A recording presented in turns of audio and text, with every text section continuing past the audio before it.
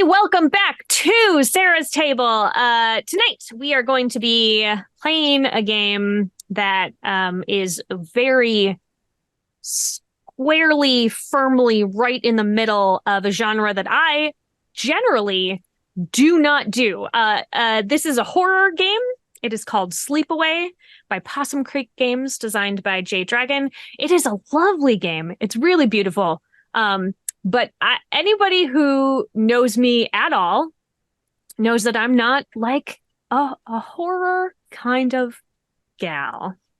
And a while ago, I was on a podcast and I was challenged to do an arc of horror, and this is my penance. And I am here to do it because I keep my promises. My name is Sarah Moore. My pronouns are she, her. I am going to be your facilitator today and your favorite person. I'm going to remind you to have some water because it is hot outside and everybody needs to rehydrate. Thank you so much. I was streaming the show a little while ago. And right after I said that on stream, I got a text from a friend of mine that was watching that said, "How dare you call me out like that on stream?" I'm just going to say your name. I see you, Mandari. Take a drink of water. Thanks. So now would be the time when I would generally do a quick safety discussion, but this particular game actually sort of has a mechanic built in that you as a table should be doing a more in-depth safety discussion. And so I'm going to hold off on that at the beginning part here. And we are really going to get into it a little bit later in the game because today is a session 0. So, okay. Before we do any of this, I'm not alone. I'm going to let other people talk for a moment. Just a second, just like one or two, just a tiny bit. I would love to go around the table and could everybody please tell me your name and your pronouns and like how you ended up here. You can interpret that as like here on this stream or like in the RPG community or like on Earth. I'm going to leave it up to you. And I'm going to start with Anita. Well, it was a Tuesday in November. I'm just kidding. So hi everybody, I'm Anita, otherwise known as Panita or Critical Misses. I do things in places. You can see me on Gen Con, usually on Table Takes Plays where we do games occasionally. And I also run the Critical Misses Twitch channel, and you can find me there. I got here specifically because we invited the lovely Sarah Moore and Damon both onto our morning talk show called Morning Ritual. And that's where Sarah confessed to us that she doesn't quite run horror as often or doesn't feel that that's her strong suit. And so we enacted what we call a penance. Listen, Anita, it's because I don't like to be scared. It's true. That's what it is. But it's okay. We're here together. We're here to help support you through this. Yeah, we're going to have, I'm sure afterwards, like, I'm going to turn on all the lights in my house. And like, if anybody wants to stay and watch some cartoons with me over the internet, like I'm going to be doing that. But if I haven't mentioned it, my pronouns are she, they. Thank you so much. I'm going to hop over to Noir. Who? Hey, that's me. I had a hard time finding the mute button. Hi, I'm Noir. I go by he, they. Anita told the story, so like that, I was there for all of it. The whole time it was happening, I was just like this, just thumbs up. Yeah. It's funny. I also do a little bit of editing for Gen Con, so I've watched a lot of Sarah's Table. It's and true. Usually you say it's a very special episode, and we didn't get that today. So I did. You know why I didn't say it? Because because Steve Conrad gave me so much shit about the amount of times that I say It's a very special episode. And he was like, we're going to put them all together. It's going to be like 45 minutes long of just you I saying. may or may not be the one that's putting that together. Well, it's a very special episode today, Yes! That's me. My pronouns are he, they. Noir. All right, Damon, bring us home. Hello, I'm Damon. My pronouns are he, him. I was there for the morning ritual that Sarah got ordered the penance. So I got gotted. So I got swept up into the penance, and so I am here to experience Sarah's penance because it is a very special episode today. Special episode. I'm going to have to extend this. I am going to have to get all of my guests to say it's a very special episode from now on. Noir, you will never be done editing that together. It is a very special episode. Thank you, Anita. Everybody's got their thing. Everybody's got their thing. It's my favorite. Okay, so this game, let me just like read the little intro. Because goodness gracious, here we go. Sleepaway gives us long, hazy days, chilled summer nights, kids screaming and chasing fireflies, crackling campfires, and a gaunt, cruel monstrosity forever hiding just out of sight. Always asking, what do you do next? In Sleepaway, you play as a camp counselor at a not-so-ordinary summer camp, besieged by a strange and ominous cryptid. In the outside world, people grow increasingly alienated from their own identities, trapped in a miasma of advertising and corporate branding. Isolated from civilization, this summer camp is a beacon of safety, a refuge for misfit kids defined by their marginalization. As time pushes past and the world grows older, this camp also shelters the survivors of the lindworm. Here's where we are crossing over. The lindworm is a shapeshifter, or so the stories go. A creature that flays the skin of humans and hides within. As counselors of this summer camp, you have each been traumatized by the lindworm in your own way. You remember little of that time, just that you don't want anyone else to experience it ever, and you'll keep this camp safe no matter what. This is technically a GM-less game. So I will also be creating the character along with the three of you, but I am going to serve as the facilitator to help keep the story going. I think it's always good when you have a GM-less game to sort of show that like it's okay for one person to be nudging people along if people are not comfortable in that GM-less setting. Also, one of us will be controlling the lindworm.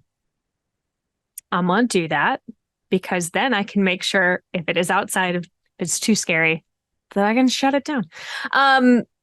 But they make a big deal out of the fact that no one is role playing the lindworm. No one will be playing the cryptid. No one is flaying people's skin and crawling inside. This is a thing that happens from the outside of us. And the way that you control it is with a standard deck of playing cards. There is a mechanic so that if no one volunteers to be the lindworm, that you can sort of by chance shuffle some cards, and whoever draws whichever one it is the lindworm at the time. And that can change each session if nobody's like comfortable doing it. But I'm gonna because we're all scattered around and I'm gonna have all of the cards here, I will be figuring out what the lindworm is doing when the time comes. Maybe the lindworm won't appear and everything will be fine. I don't feel like confident about that. But all right. Cool. So the first thing we're going to do is build the camp. This involves a little arts time. I have a blank piece of paper here. We're going to draw our camp, and then we're going to go in and sort of define things around it. This needs to be very collaborative, so I would encourage everyone to join in this process. I don't have to decide where this one is placed because it is the field at the very center of the camp. I know where that goes. Right in the middle. So now we have to decide. We have 4 more things in this first section. I think it would be smart maybe for us to do cardinal directions so we can decide what is north, east, south, and west of our field. The first one is the lake. What do we think? East. East. You sounded east. a little bit like a Skeksis there for a minute. Okay, the lake is over here to the east. We're going to go in and do a little bit more work on each of these sections, but I'm just going to place them first. Where is the fire pit? North. North. Where is the woods? South. West. Oh. Southwest? Southwest? Oh, do we have a southwest? All right. So woods down here. This is good to know. Where in the woods is the oldest tree in the woods? That's got to be smack dab in the middle, right? Like right in the center of it? That's what I think. I must confess, I've never been camping, hiking, or anything that involves being in scary forests. That's all right. We're going to get a taste of it today. I just thought of like there's that one biome that's the forest is literally just one tree. One tree. But it's been like it's all its roots are just its saplings just come up through the grounds. Is that what this is? Sure. So aspens. yeah. So the oldest tree in the woods is just the woods. Is the tree. Yeah, I also know trees in forest facts. Aspen. Aspens. Good job. Yeah. Noir, I feel like you're going to really help us out here today. I'm going to nail it. It's going to be so great. It's going to be so good. Okay, and then the bunks. What now? The bunks? Oh. West. Yeah, by So by like okay. Pretty close to the woods then. Pretty close to the woods. Pretty close to the creepy, scary woods. This feels right for a summer camp. Yeah. Bunks. Okay. All right, let's dive into we each get to choose one of the following things to add to the map. I'm going to send you all the list and then I'm going to read them out loud so that our viewers know what we're talking about.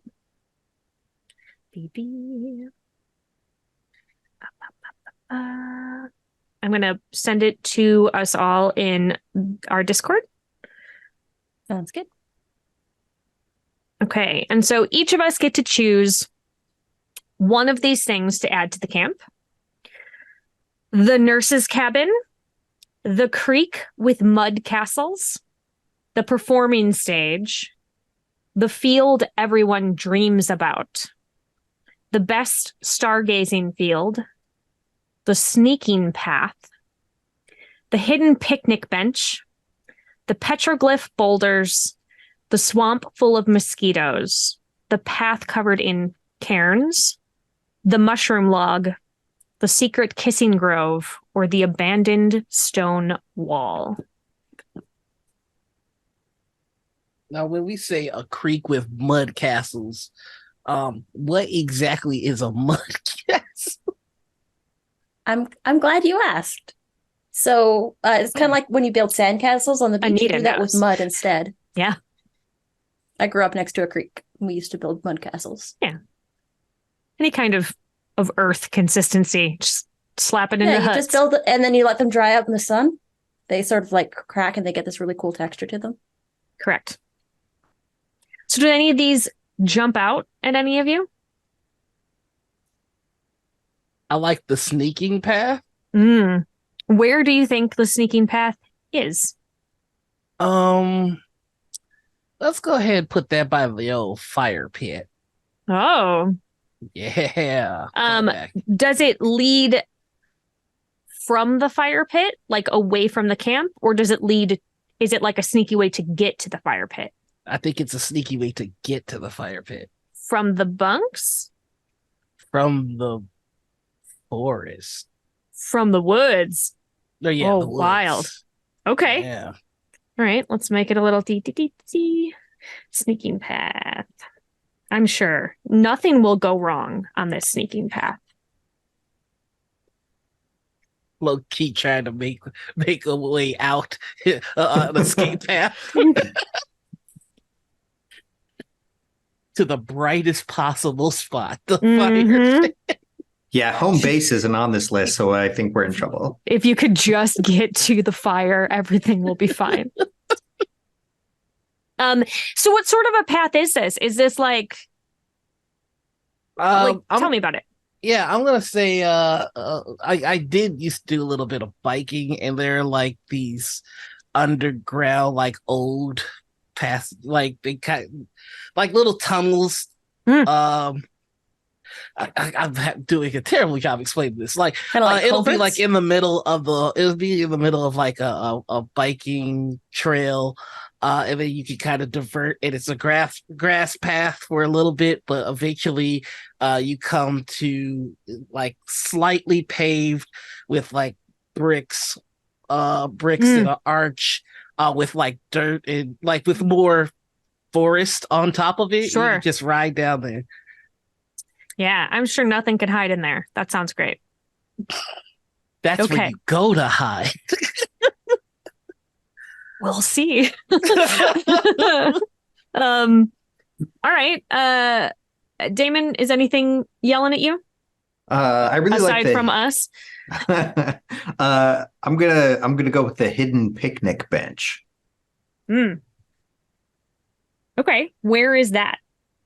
I think it is. Let's see if I can remember what the map looks like. I think it is on the western edge of the forest, like the northwestern edge of the forest. So it's close-ish to the bunks, but really more other side of the forest.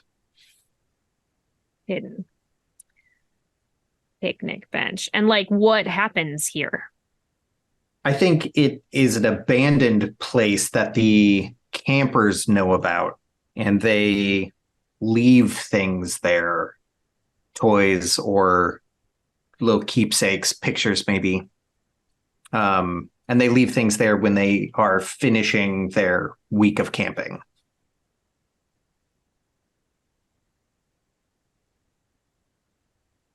But there's a lot of stuff there. Probably very sentimentally charged area. Okay, Anita? Let's go, as I'm very tempted to say the best stargazing field, but I think I'm going to instead go with the petroglyph boulders. Where are those located? I think that they are located, let's see, we've got lake to the east. Lake to the east, bunks to the west. Southwest. Bunks to the west, forest to the southwest. There's nothing south or southeast. Let's say that it's south. It's just like a void. Let's say that it's south. Petroglyph boulders. And what about them like is special for the campers or the counselors? I think that they have strange acoustics. Like if you stand in the middle, you can hear people talking on the edges. Oh. Like a whisper chamber.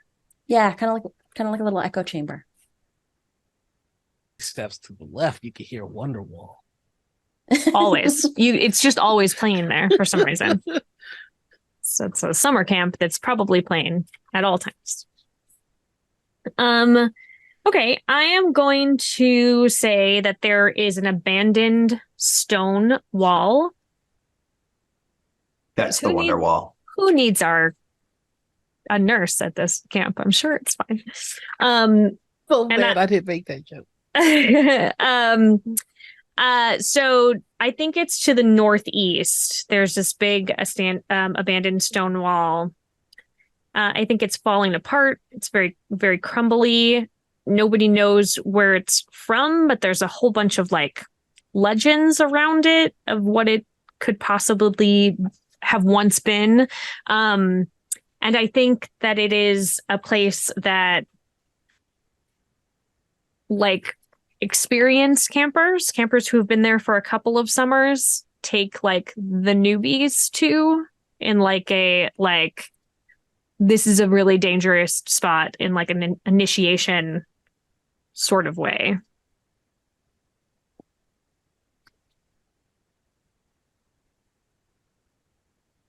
Maybe.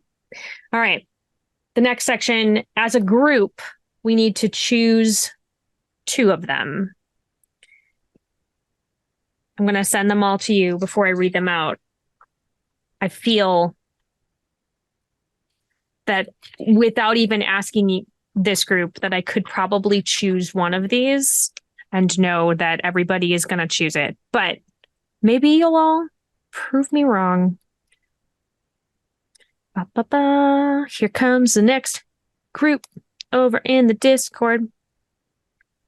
As a group, we choose 2: a camp cat, a courageous leaders, a culture of honesty, economic prosperity, minimal camper drama, long administrative memory, protected property, easy access to public transportation, or understanding parents.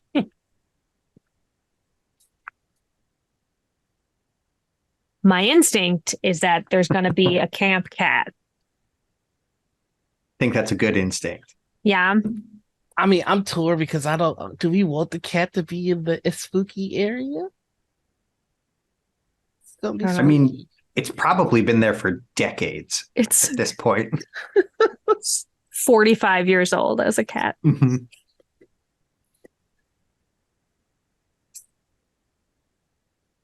I also really like the safety tools that nothing bad ever happens to the camp cat. Yeah, we can say That's that true. the camp cat is 100% like protected. safe. Which is why the cat is so old. Just why the cat is so old. There's some sort of weird magic here. Nothing bad can happen to it. Nothing bad can happen to the cat. I'm particularly drawn to the long administrative memory because that feels vaguely threatening. Like a lot of them sort of feel kind of nice, maybe, but like that one feels a little stern. So I like it. Immediately just like zoomed in on like the one that could be bad. Yeah. Which one is bad here on the list? And I'll take it. That one's, yeah. Do we want to have one of them be Camp Cat? Well, I'm kind of thinking like David because I want the worst for us. And yeah. Like the way you were thinking about long administrative memory, that's how I was feeling about protected property. Because gates are great for keeping people out, but they also keep you in. So I like that. Is it? And it doesn't have to be for the whole thing. We can. Yeah, that was my question. Is if it was the camp that it was referring to, or if it was like a separate property. That's totally up to us. Oh. But I do agree, Noir, that's got like potential for multiple interpretations, which I like. Yeah. I'm kind of leaning on voting for long administrative memory and protected property personally. I think those are my 2 votes. Anita? I like those ones. I like those ones as well. Okay.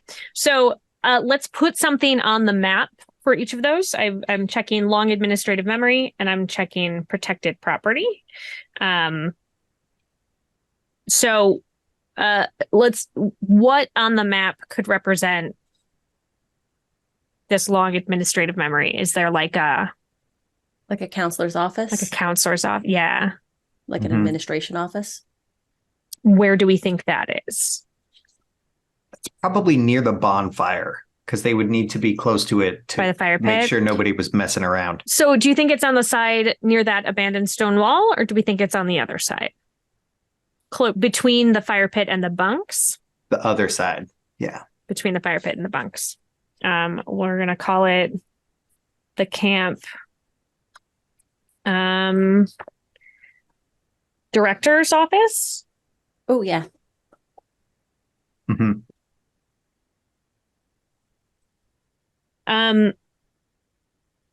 What does that feel like / look like?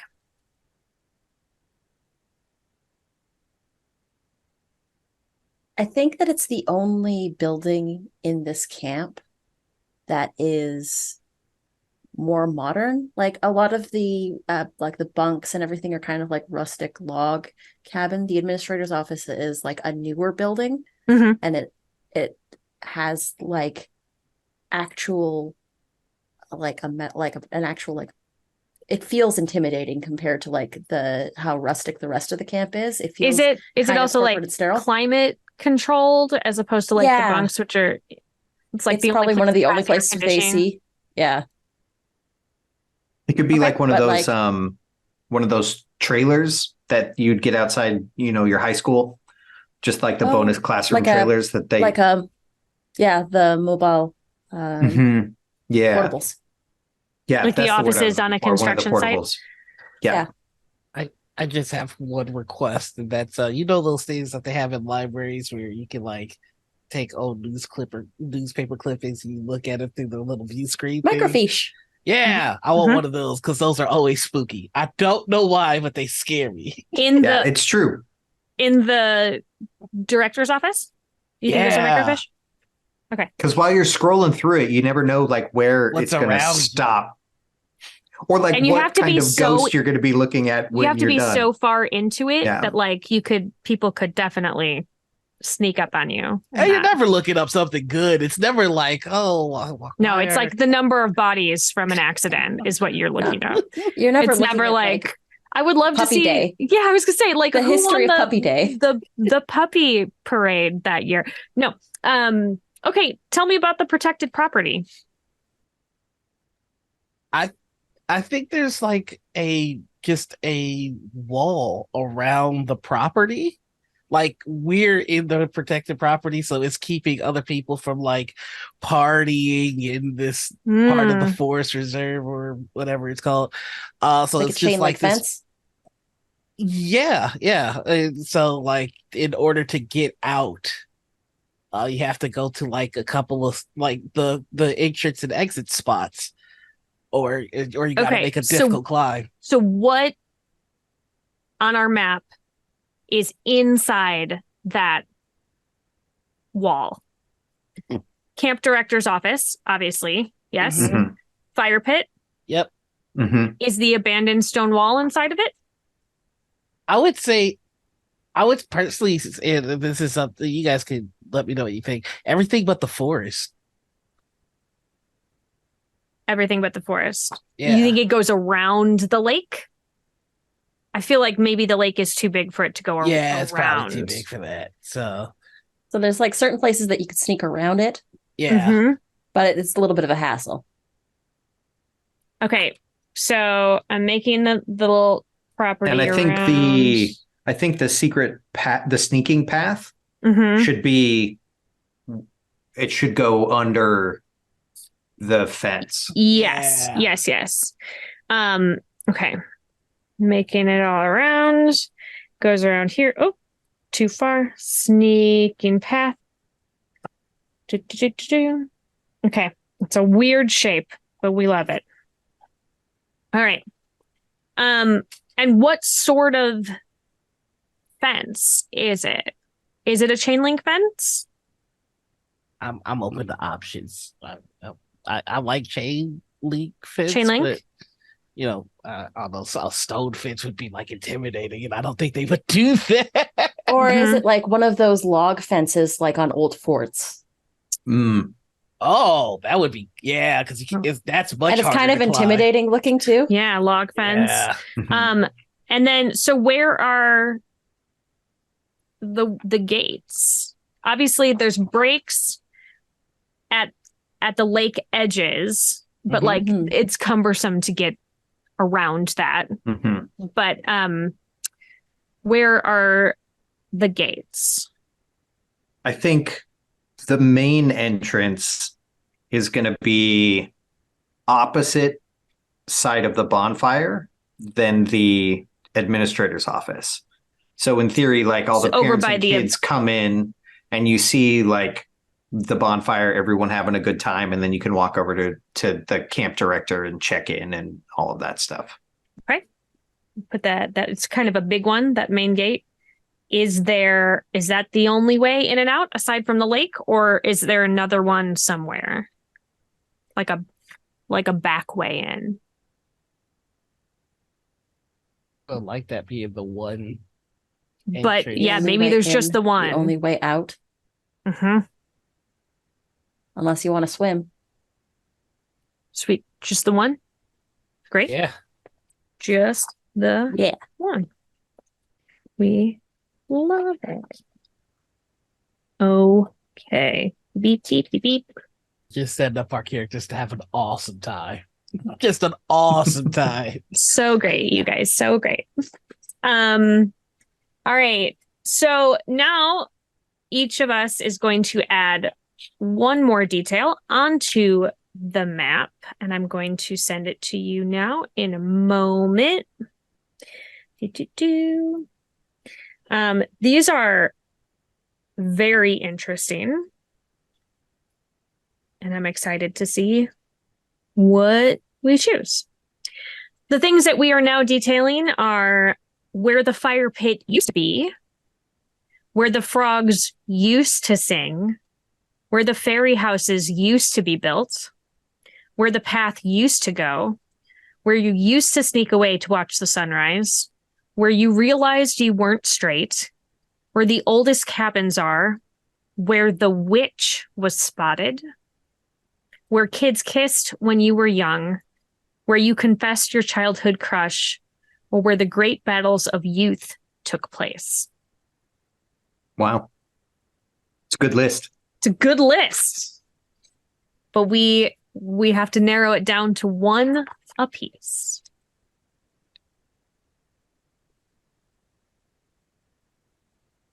Is anything? Go fairy houses real quick. Little fairy houses? Have you never seen a fairy house either?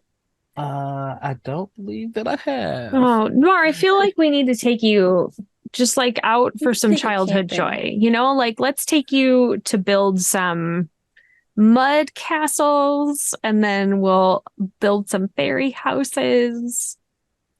It's gonna be exciting. I don't know that I found the right thing on Google, but I'm gonna make the assumption that I did. Wow. I can't wait to see what you found. Yeah, or maybe I can. Tiny wooden houses? Man. Make? Little houses for fairies. Yeah. Sometimes they'd be made out of wood. Sometimes you just make like a little circle in rocks and find some like nice moss and pretty things. Or like put mushrooms. A door on a tree. I've seen there's a lot of ones that like incorporated into like hollows and trees and things. Yeah. See, and this is why people get abducted into the Feywild, because of stuff like this. Correct. I'm going to do where the fairy houses used to be and say that it's the wall, yeah, that just feels right. At the abandoned stone wall. So how long ago was this? I want to say a long time ago. Were they built? So as a counselor, the conceit is that you also came to this camp when you were a kid. Were they built before you got here as a kid? Yes. I kind of like the idea of them being like almost like the camp legends, where nobody can really track down what generation of campers made them. So like the previous generation always kind of gets credit for it. Interesting. Yeah. I like that.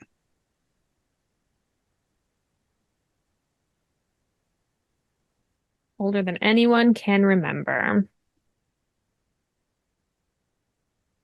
Okay. Anita? Somewhere along the shoreline, maybe there's like a dock on the edge of the lake. Okay. That's where I realized I wasn't straight. Is it close to where the ferry houses are? Opposite side? Opposite side. Opposite side. Little dock.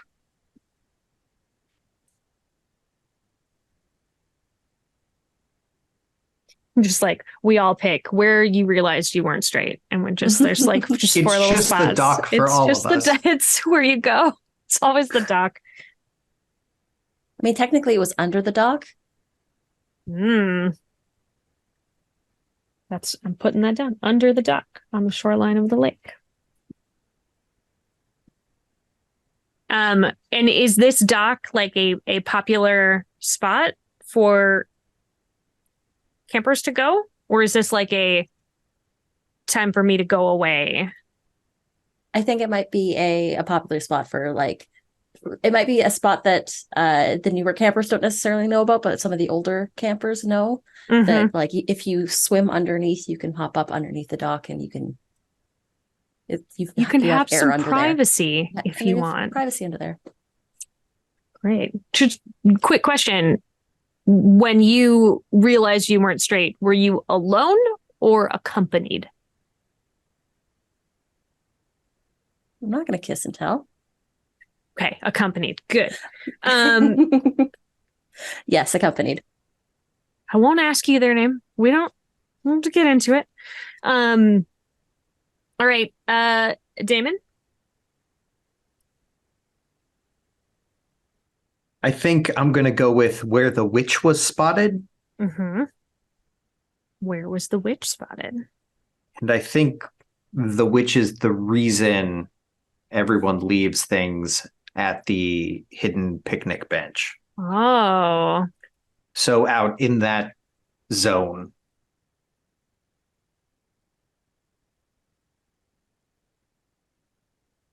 How long ago was the witch sighted? Or is it?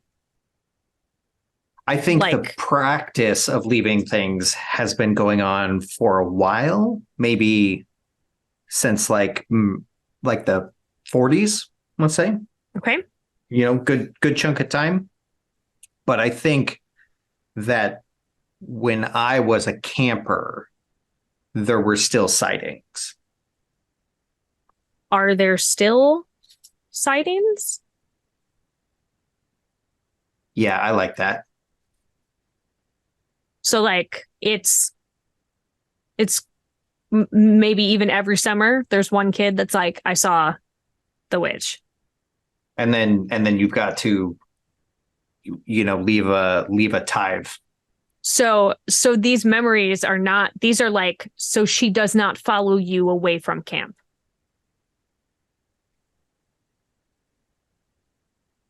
Okay. Yeah. Great. Witch sighting. I am going to say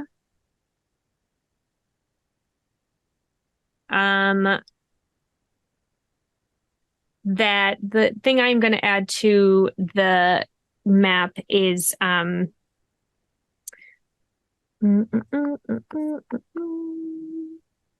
where you confessed your childhood crush. And I think that this is a thing that is also maybe tradition in the camp, is to go into the petroglyph boulders to whisper the name of your crush.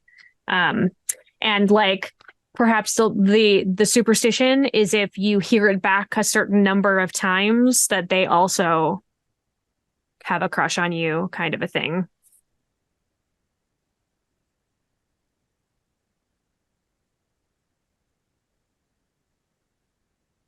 Just like have a thing in my brain of like a scene where somebody goes in there and whispers something and then the sound just like deadens.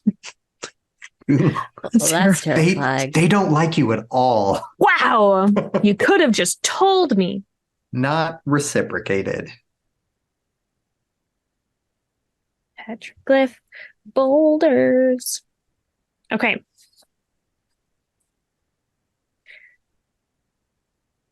There is a very horrifying list now that we get to decide as a group. We need to pick one. And the title of the list is called What Happened Last Time.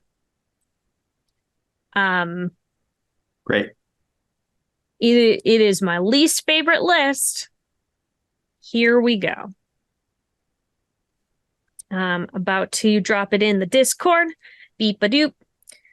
We have to decide as a group. What happened last time? Half the camp danced into the lake and woke up freezing. Flayed animals roamed the woods. One of your friends died. The cops showed up and shut everything down. Each one of you got a scar in the same place on your faces. No one remembers. It's been too long. What happened last time? Torn between the second to last or the last option. The scar or no memories is what you're thinking. That's what I'm thinking, but I'll leave it also up to the group. Noir wants to kill a person. I see it on his face. What? No, I was just thinking. You ever play Assassin's Creed where you do something that your ancestor didn't do, and it's like desynchronization? The desynchronization happened in the sense that if any of these things happened, I would not be coming back. Personally, I like half the camp danced into the lake and woke up freezing. Woke up freezing? It's an interesting one. I feel like that's horrifying, especially if the other half of the camp is trying to get them to like stop come doing out. That. Mm-hmm. Damon, tell me your horrifying idea. So those were my top two. No one remembers. It's been too long. And half the camp danced into the lake and woke up freezing. I think I'm leaning slightly more towards no one remembers, but I guess it depends on how long it has actually been. Because whenever I see something open-ended like that, I'm always inclined to be like, well, it's been like 160 years, which is why we don't remember, because it's been too long. We are all humans. Yeah. Okay. I do. Yeah. Weird stuff. Weird stuff. Just tossing it out. What do you think, Sarah? I mean, I think I like better something that happened. I think an absence of things happening is more difficult story-wise because it is so much more open, especially in like a small arc kind of way.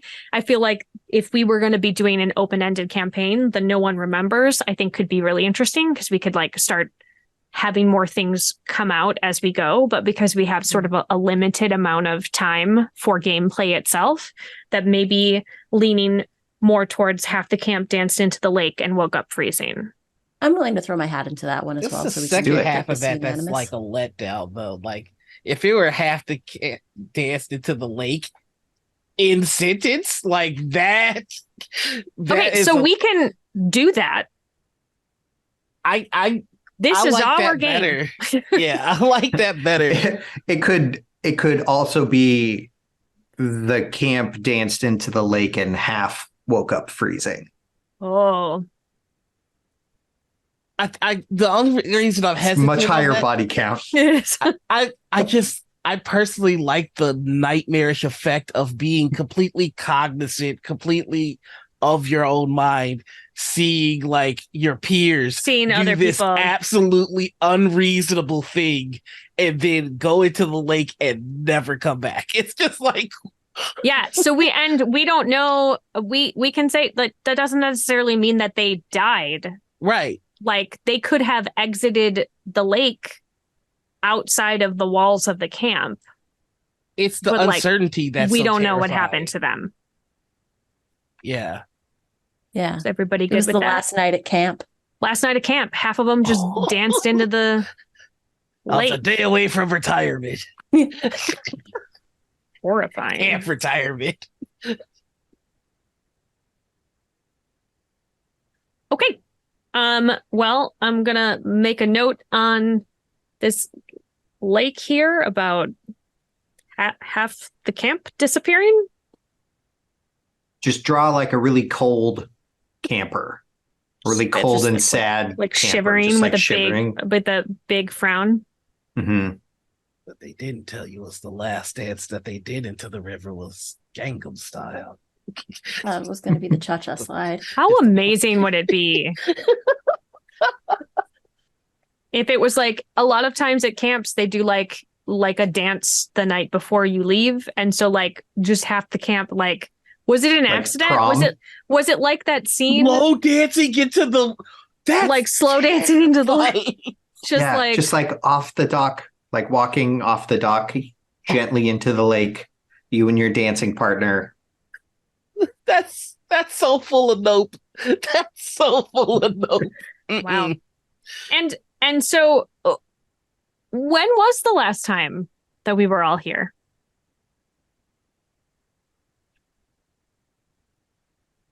Have we all been counselors before, like, or was the last time when we were children? Was this literally like last year, half the camp danced into the lake? And we come back because we're like, boy, we can't let that happen again.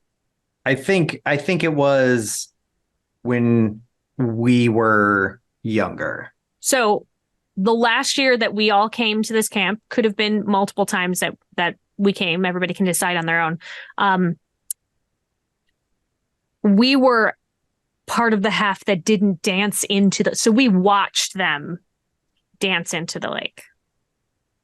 Wow. Yeah. I kind of like the idea of one of us like not actually being present for that and being like, that didn't actually happen. Like someone was like down with a stomach bug and was sleeping off in the cabin or something like that. Anita, your character like was at the camp when it happened, but didn't witness it. I like that idea that and I'll pitch that for my character. That like, so how old were we? Or how long ago was it? 20 years? 10 years? It was July 17th, 2008. Okay. It's very specific. July 17th, 2008. Last day of camp.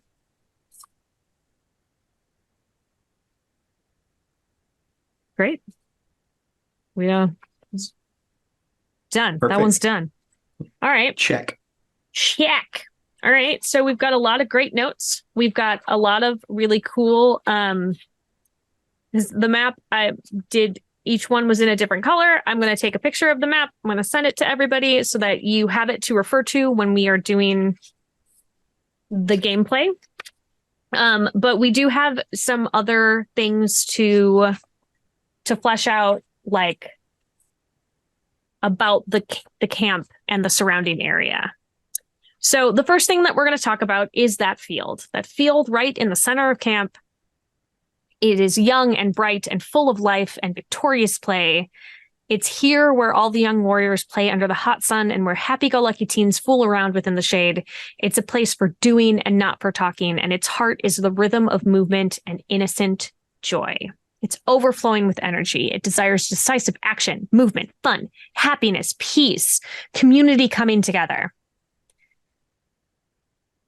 We need to decide two aesthetic elements about this field. There's a list of things to choose from, but we also can just sort of make our own if we want. Tall grass. Is it freshly mowed always? Is it vibrant? Is it mist covered? Is it teeming with life? Is it well trodden or untouched? Damp, dewy, exuberant, clearly loved, wild. Give me an adjective. I think it's well cared for. Well cared for. What does that look like? For some reason, the grass is always like that pristine length, like that perfect length, even though you swear it has never, like you've never seen someone go out there with a mower. Does it always smell like that freshly It always mode. smells like freshly cut grass. But it's not sharp, like freshly cut but grass. it doesn't have those jagged edges. So it's like soft, really pleasing to be in barefoot. Yeah. All right. And it's got little patches of clover. Oh.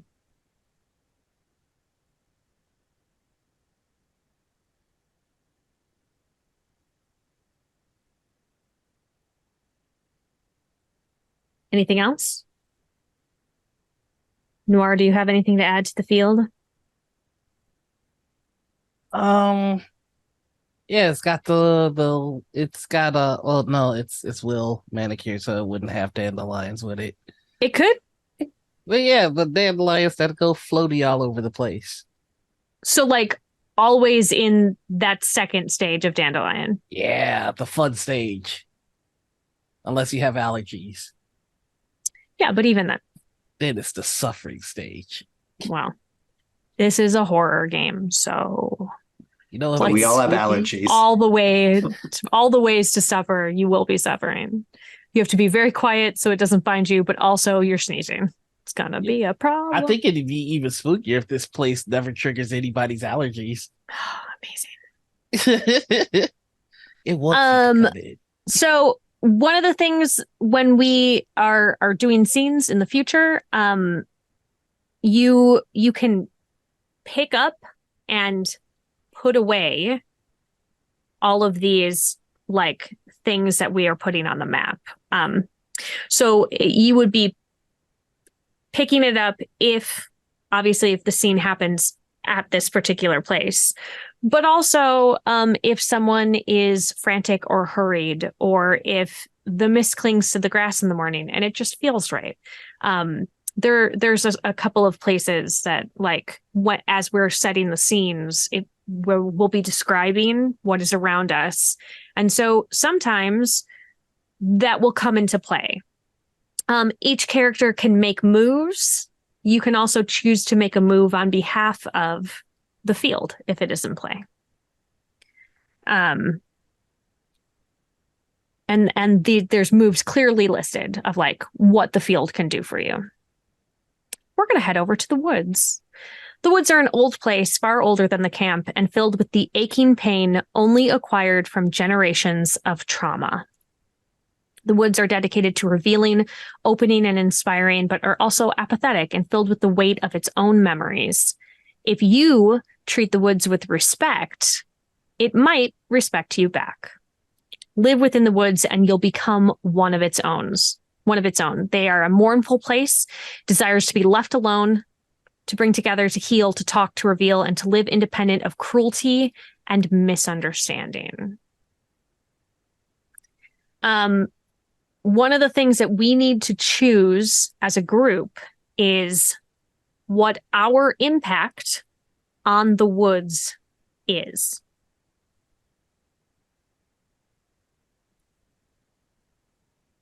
We as individuals, or like the camp's impact on collective the woods? We can decide. I think it doesn't really say, so we can decide if it is the four of us, what our impact on it is, or if what the camp's impact on it is. How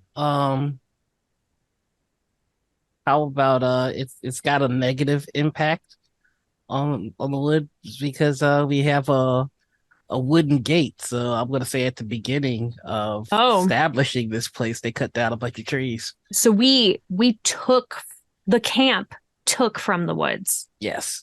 Perhaps without like asking properly. Yeah.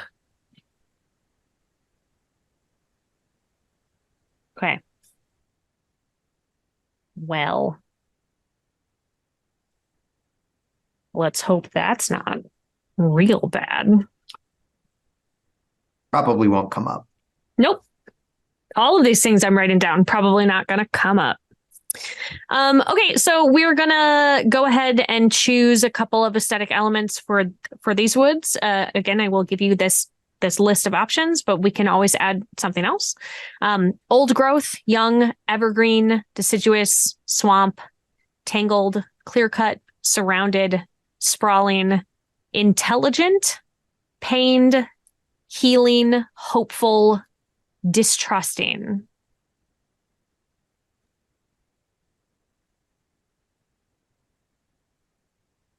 Well, we had Distrusting. distrusting is good. I like that one. Mm-hmm. And I know we had talked about it being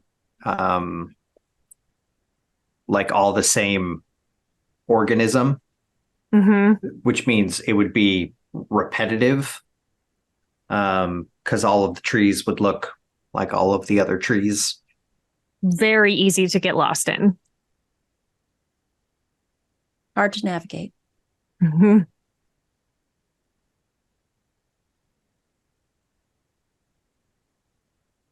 I also think pained is a really interesting. Yeah. Personally, I was leaning on surrounded Oh, because, like, I kind of feel like that goes alongside with the distrustful thing where it's like this secluded, peaceful place feels surrounded by people, and then there's even more invading with this camp. mm-hmm. Nothing scarier than a captured animal or forest in this case. Yeah. Okay.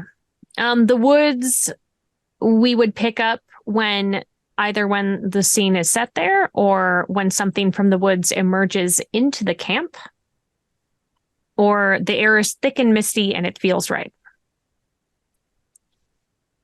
All right, let's talk about the lake.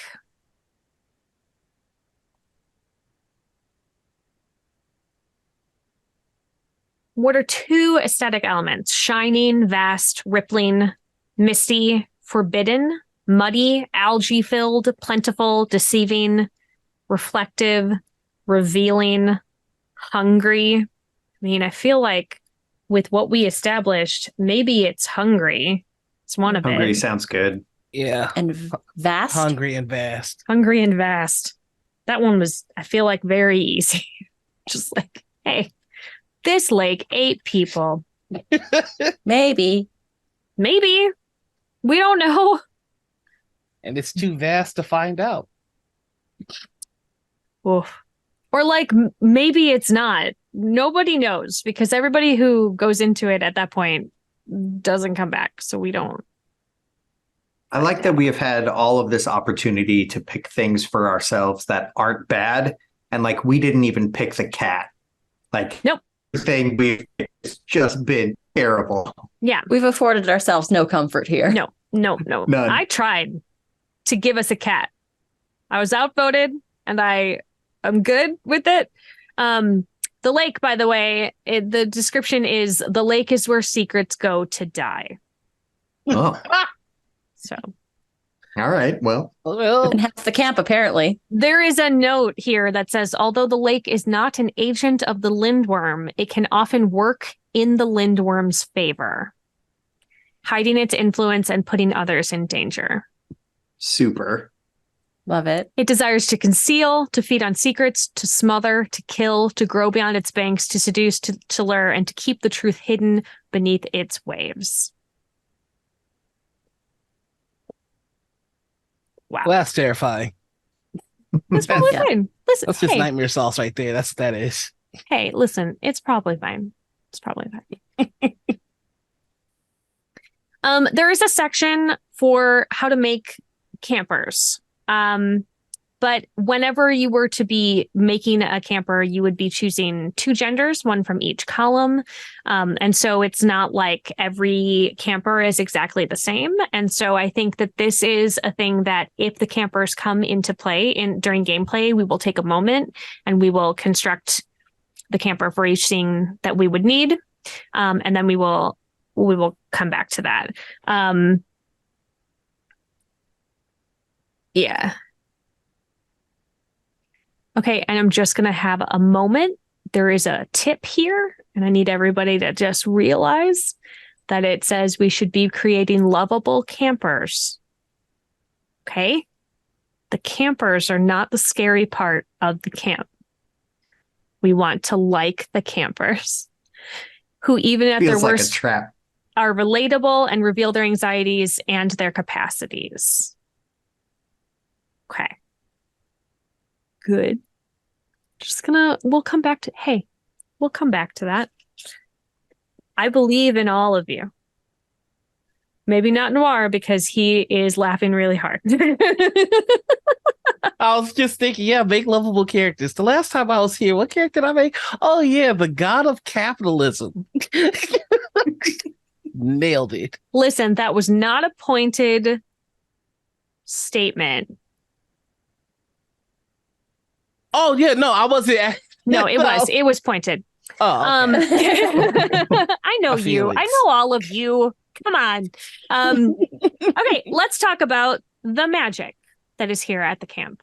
Ooh. The magic is a force, something that pervades all of existence and inhabits the secret parts of the world where humans haven't been. It's tricky. It desires stories, adventures, heroes, villains, art, beauty, joy, and above all, improbable coincidences. Okay, so we're going to choose 2 visual metaphors that the magic manifests in. Fireflies, cicadas, flaming embers, smoke, mist, flashlights, the moon, the stars, eyes in the darkness, a specific knobbed tree. I had been thinking fog before you started the list. Fog. So like fog or mist, like does it matter? I feel like mist would be in the morning, and to me fog feels more like a nighttime situation. Or could be anytime. Fog. Could be anytime, yeah. But I always picture mist for the morning. I don't know why. I don't know if that is at all accurate, but that's what my brain thinks. Fog. Fog is very creepy. I'm with you. What else? I kind of love the idea of it being fireflies. Yeah. Yeah. Yeah, that's good. As someone that has traumatized my players with fireflies in several horror campaigns, I'm here for it. Great. Perfect. Also, this list, the field, the woods, the lake, the magic, you start, depending on what character class playbook that you choose, you might start with one of these that you've already picked up. So you will have access to its moves regardless of what we are doing. There's a little note here that says the crafter begins with the magic but should put it down quickly. Don't have it. Okay. The last one that we are going to check out before we start doing our characters is called the Strangeness. Strangeness are the old creatures of the world who arrived to this barren earth long before we did and carry with them the rats and pests and squirming pieces of faraway lands. They have blood on their hands, but they do not allow it to faze them, preferring instead to dwell on what could have been. The Strangeness knows things about things they shouldn't. So we don't actually get to pick anything for the Strangeness. However, this is one of those things that does not have to be in play.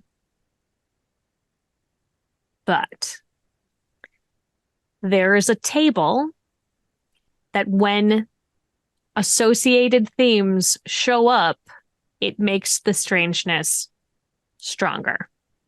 How do we feel about having the Strangeness be a part of our game? Yep. Yeah, I thought so. The Strangeness can appear in 4 different ways when it is fully realized. It is a murder of crows. It is Our Lady Oubliette. It is the Slumbering Beast, or it is the Underhill King. So depending on what starts showing up, it's going to foreshadow that particular strangeness. And 3 tallies of its associated themes, whether that be physical objects or like feelings and situations, will make the strangeness manifest. So there we go. We have done the setting. You know what we do need to do now is give our camp a name. So, what do we feel that this camp is called?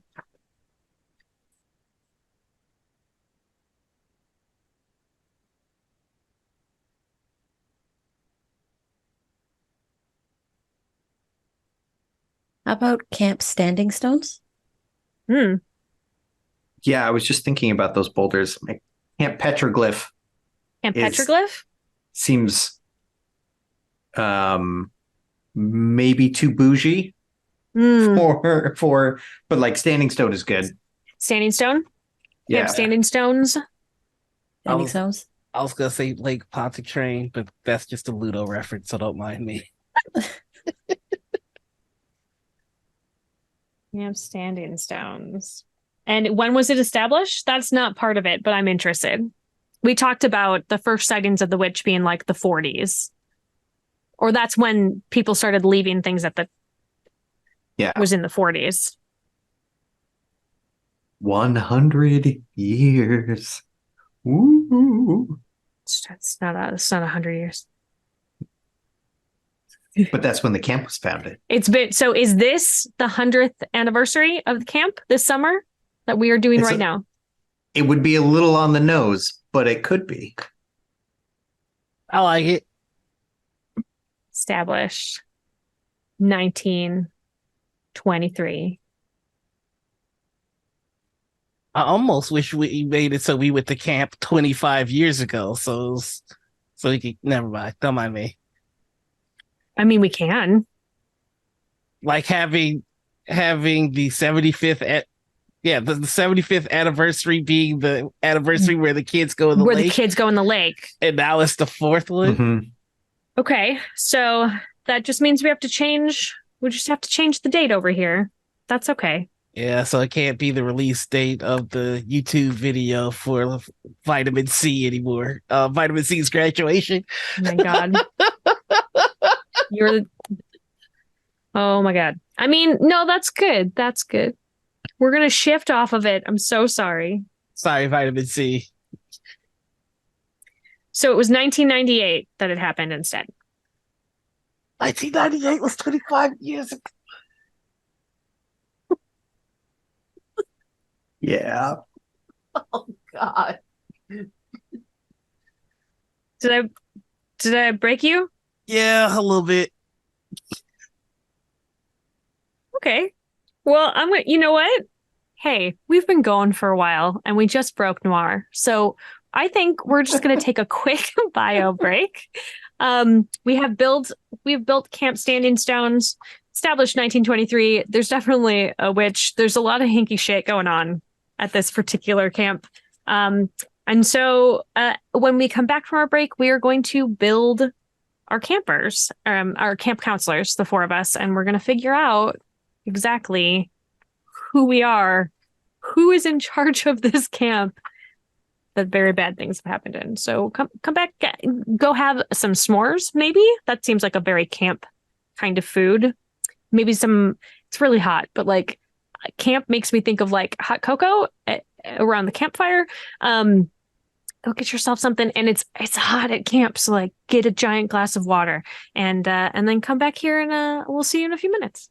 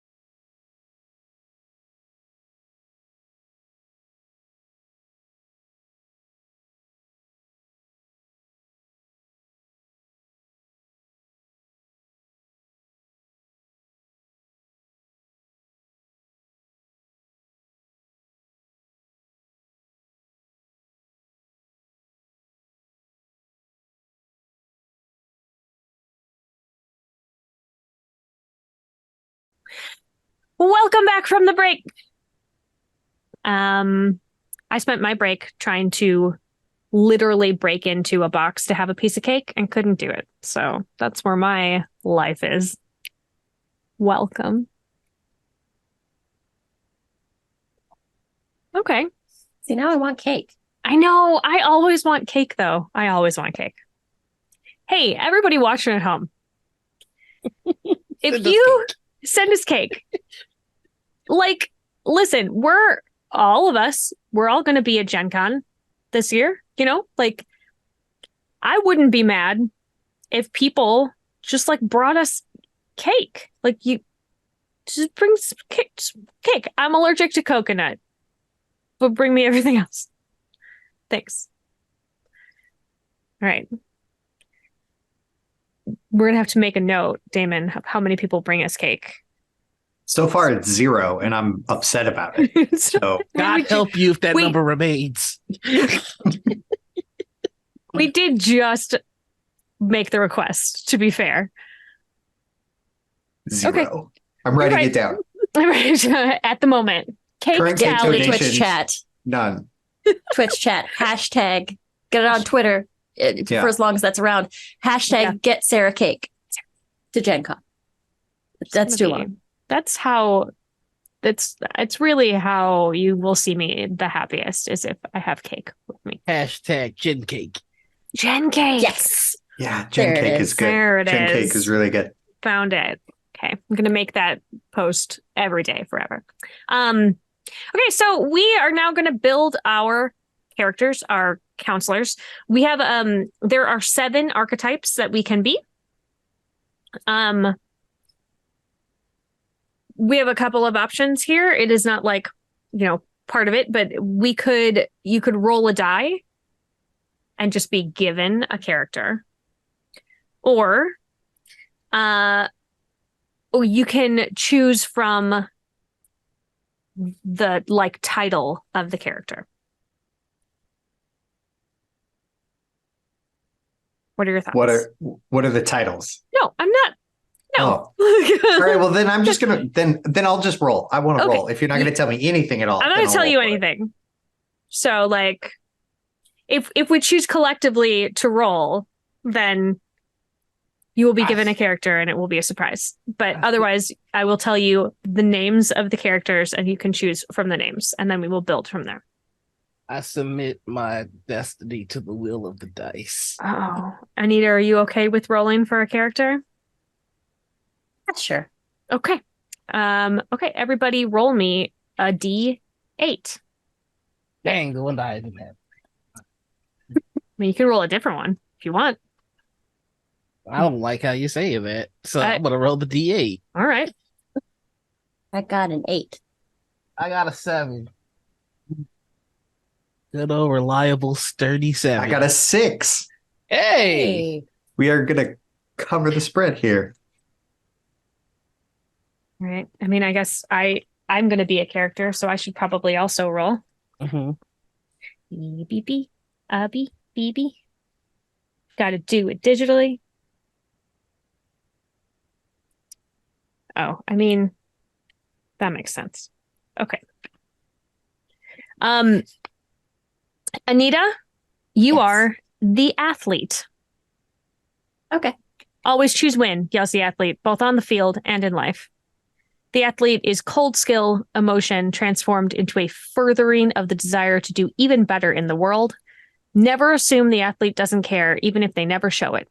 Feelings come secondary to victory over the lindworm, to keeping everyone else safe, to giving everyone else the space to process. Feelings are later. Win is now. The athlete is a storming individual. Their power is in restrained fury, tragic heroism, and their physical ability. We have things to choose, but we're going to choose them together. I rolled the crafter. There's magic in the world, the magic of the secret places that want to grow and thrive. All things are connected by this magic. Even the lindworm, as horrific as it is, must be connected to this order somehow. The crafter is responsible for teaching arts and crafts to campers, but is more importantly responsible for cultivating their sense of magic and connection to the arcane. Crafters listen to the call of the universe and respond with their own creative expression. Okay. Damon, you are down here further. The ropes keeper. The ropes keeper tends to the ropes course, the structure at the heart of the woods.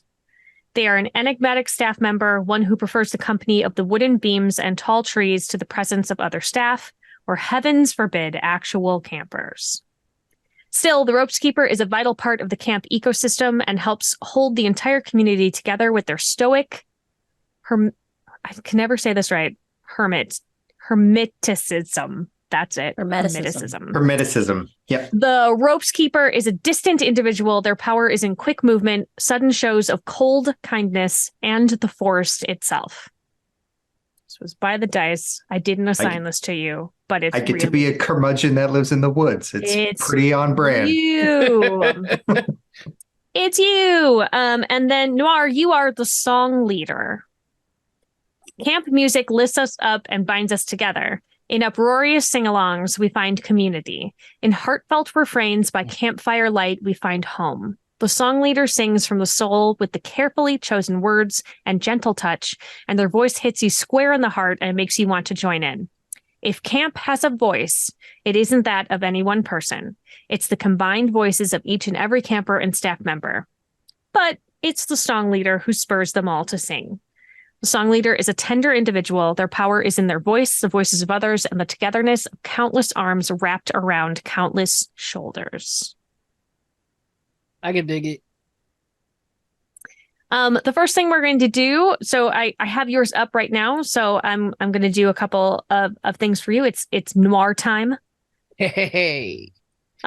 So first thing is we're going to choose your name. Okay. You have a couple of options here. It is a name with a pleasing sound.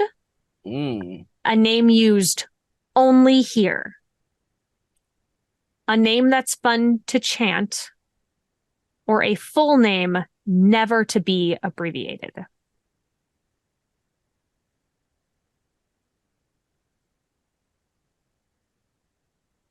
I like that last one because that's real diva stuff right there. Yeah. A full name never to be abbreviated.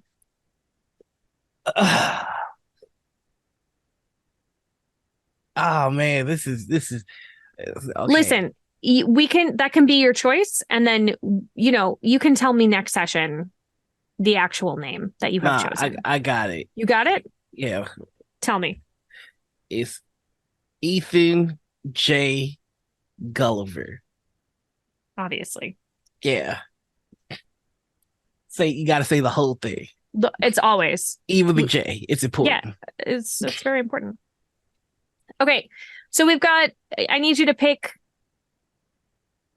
these two things for your look. Curious eyes, thoughtful eyes, happy eyes, or gentle eyes. Can I get those one more time? Curious, thoughtful, happy, or gentle. And this is about your eyes. I'm going to say curious eyes. Curious eyes. Yeah. Now we're going to describe your body. Okay.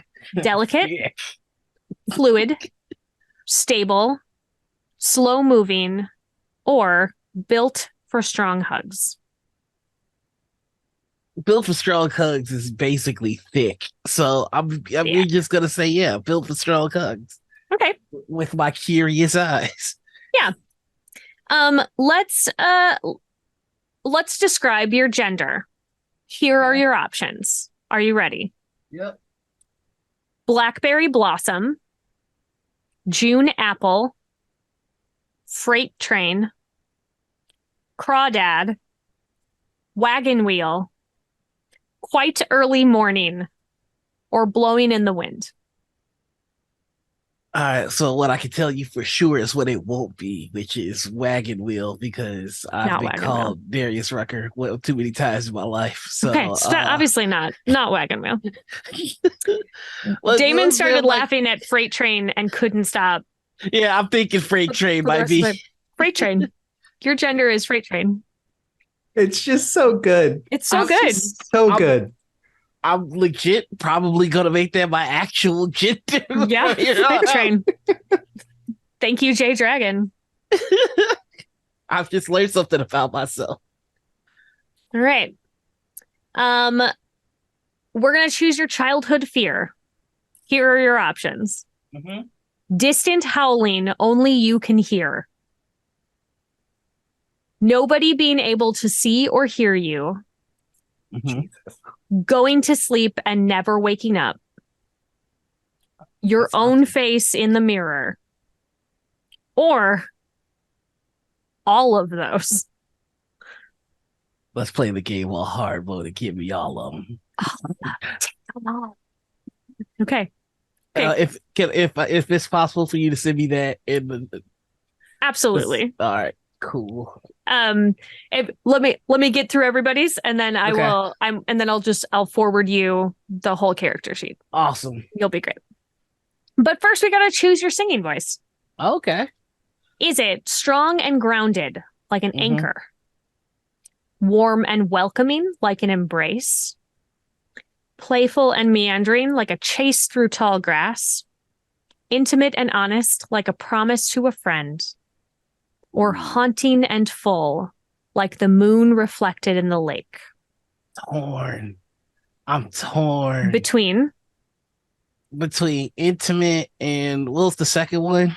Warm and welcoming, like an embrace. I'm torn between those two because basically I want to be like if Hosier and Luther Vandross did fusion dance. Okay. I want to choose because I'm torn between those two. I'm not gonna pick any of them, and I'm gonna pick haunting instead. Haunting and full, like the moon reflected in the lake. Ow! Ow! Ow! Ow! Woo! Just a wolf, a freight train wolf.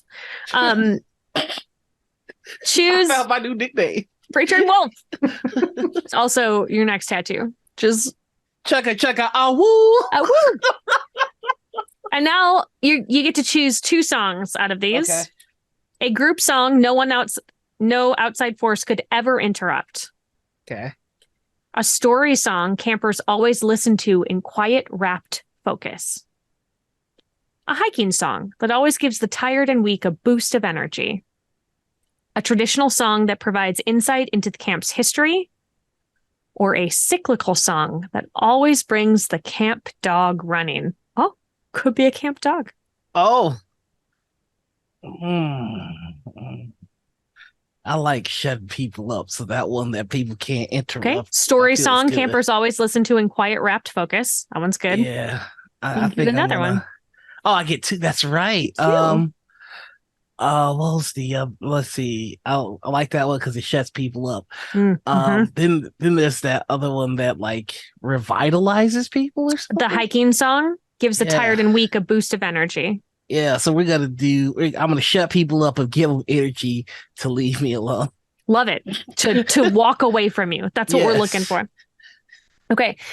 So the only thing that we haven't done for your particular camp counselor at this moment is you're going to be asking two questions, one per another player. Although I might go ahead and just, since there are four of us, I might say that there are three questions listed, so you will get to ask each of us one of them, and it will establish our relationship. But I'm going to have everybody build theirs first. Okay. So next up is I have the ropes keeper. That's me. That's you. So we're going to choose your name. Is it an old Keeping name? all the ropes. A name said thoughtfully? A carefully chosen name? Or a name with power behind it? I mean, obviously, I'm going to take that last one. A name with power behind it? A name with power behind it. Okay. Do you want to choose that now, or do you want to wait? I'll figure it out. Figure it out. And then, yeah. Cool. And And now we're going to describe your look. So we're going to pick your eyes and then your body. Eyes first. Are they dull, hardened, pointed, or animal? Dull. Dull eyes. What was number 2? Hardened. Hardened. Yeah, I'm gonna do hardened eyes. Hardened eyes. I'm gonna keep my distance. All right, let's check what your body's doing. How's your body, man? Is it feeling good? Feeling good? Is it Feeling wide set, tense, wiry, nimble, or scarred? Oh. I think probably tense. Yeah. I don't think feels right. I don't think hanging out in the woods is great. Mm-hmm. It's probably true, especially with the witch and the fact that the woods, like, if you stay in it too long, like, it incorporates you. So yeah, probably not great. Yeah. All right. Are you ready for your list of gender descriptors? I am. Hermit, sailor, druid, swamp thing, rusted sword, a fox, an ancient oak, or none of your business.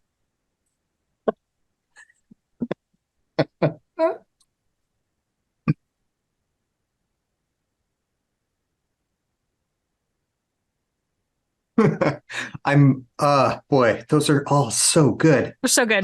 I'm torn between Swamp Thing and None of Your Business. And I think I'm gonna go with None of Your Business. None of your business. It's none of your business. All right. Choose how the woods first helped you. Okay. You were running from a bully. The lindworm was trying to kill you. A wise mentor showed you its wisdom. A dream guided you between the branches. Or you were in love here once. Oh, I'm going to take that last one. Yeah, you were in love here once. And now you're going to choose the woods' impact on you. Overwhelms with natural beauty, reveals spoken lies with bird song, honors pain with shared simile, tells the truth with venerable silence, or keeps promises with sunlight. I'm going to go with the honors pain. Honors pain with shared simile. Yeah. So your last one before we get into the questions is choose why you still have friends. You're funny. You give good advice. You listen. You're there for people when it matters. Or you know people better than they know themselves.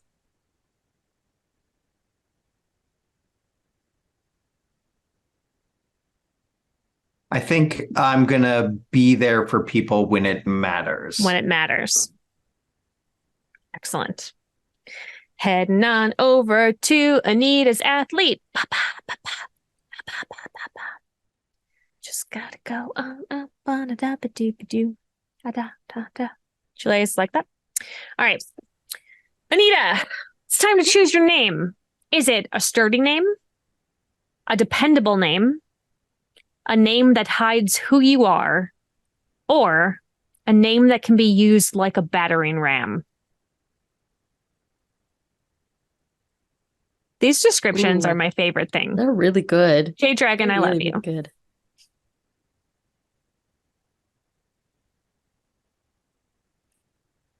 I think I'm going to go with a sturdy name. Sturdy name. Do you have it, or do you want to hold on to that until the next one? I think sturdy. I think Wilford Brimley. So let's go with Brimley. Brimley. Sturdy old man. We'll go We Brimley. love it. we're going to describe your look. First, we're going to do eyes, then we're going to do body. So for your eyes, are they furious, piercing, burning, or explosive? Could you go back on the first two again? Furious Mm-hmm. or piercing?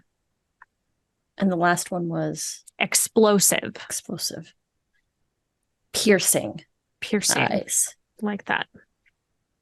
Is your body coiled, massive, a tank of a body, or a blade of a body?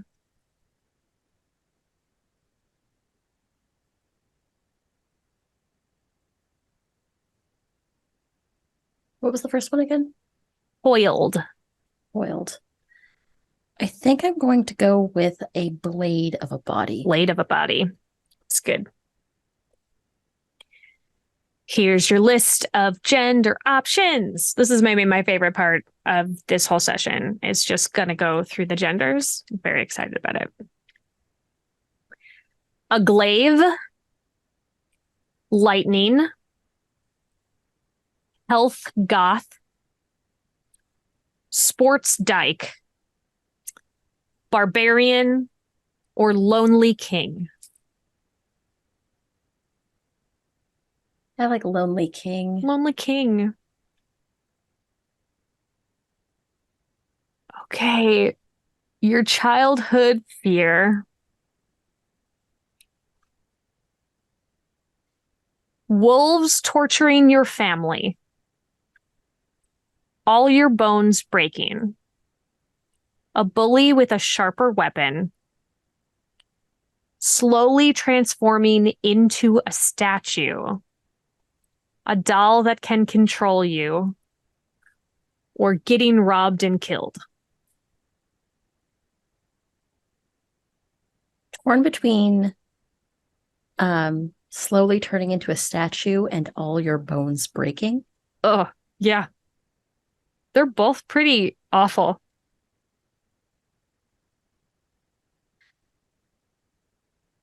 I think I'm going to go with all your bones breaking.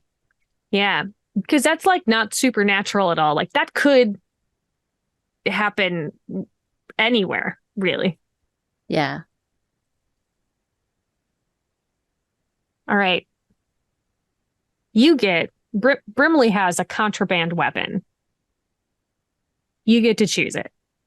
Is it a baseball bat, a broadsword, an X-Acto knife, explosives, an axe with barbed wire, a chainsaw, a butterfly knife, brass knuckles, or a spiked chain?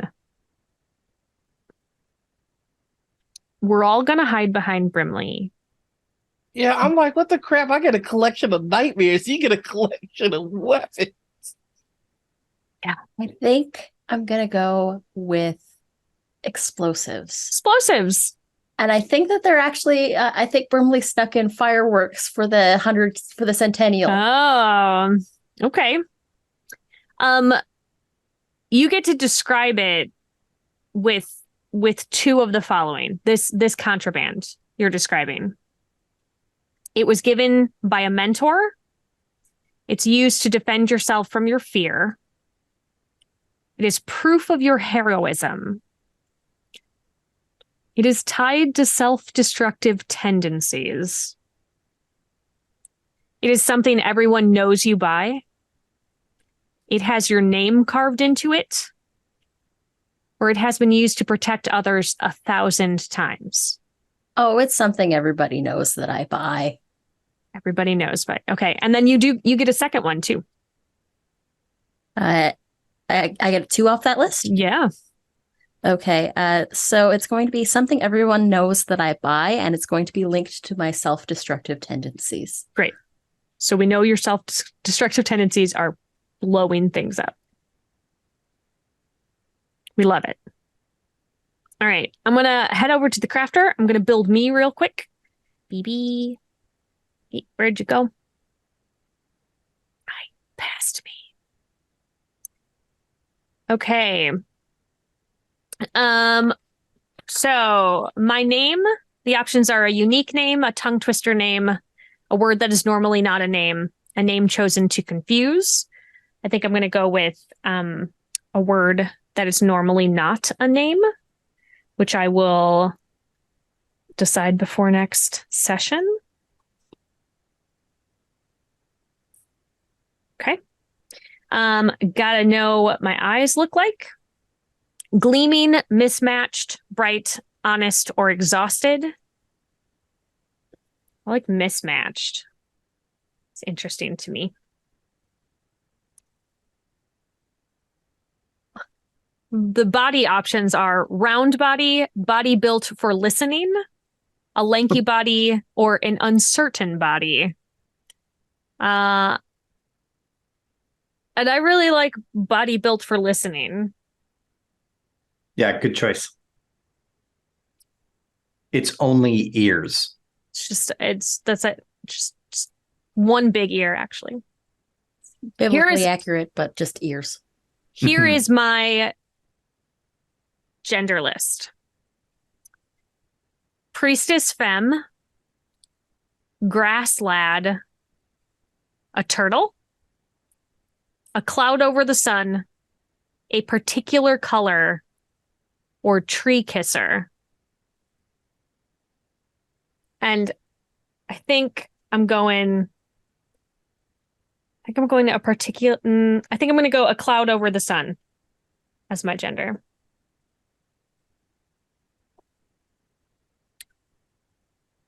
Choose your childhood fear. Oh, these are terrible. Flayed by wolves, drowning in a lake and no one hearing, getting caught kissing someone you shouldn't, teeth falling out and you can't explain why. Okay, but the last one is the plot of Home Alone, which I think is really funny. But I think with our background, I think my childhood fear is drowning in a lake and no one hearing. Yeah. Yeah, that's a little that's perfect.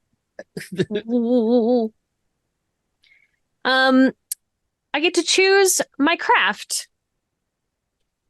Augury, rune magic, hexes and blessings, staring at fire, embodied spellcraft, dream journeys, promises, or protective wards.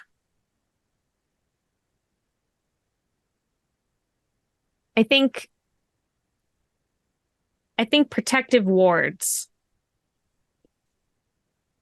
So now we have protective wards and explosives on our side, which feels good. Pretty okay. Feels like maybe we aren't gonna get out, like get eaten by the lindworm. I don't know. Okay, but then I have 2 traits of that craft. It cannot be used to lie. It cannot be used to spill blood. It cannot cause death in any form. It cannot be used with modern technology. It cannot be taught easily, or it cannot be repeated. I think it cannot be used with modern technology, which I think could probably wouldn't work then in the camp director's office, which could be a problem for the camp director, probably not for us. And I think it cannot be taught easily. Okay.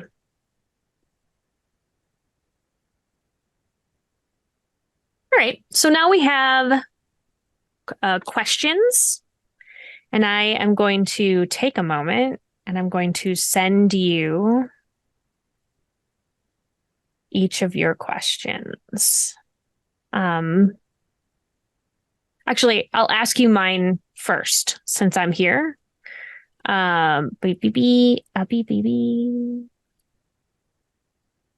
Okay.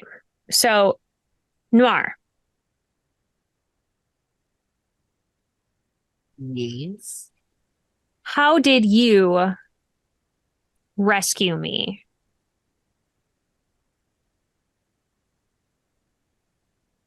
Um, I'm gonna say, and you let me know if you're okay with this. Sure. That fear about drowning, I want to say like maybe I peeped a little bit of a panic attack while we were all by the lake. I just sat by and started strumming off the guitar, didn't call attention to it, but just did everything I could to mellow you out. Mm, And yeah. I only stopped once I made sure you're okay. Was I heading into the lake?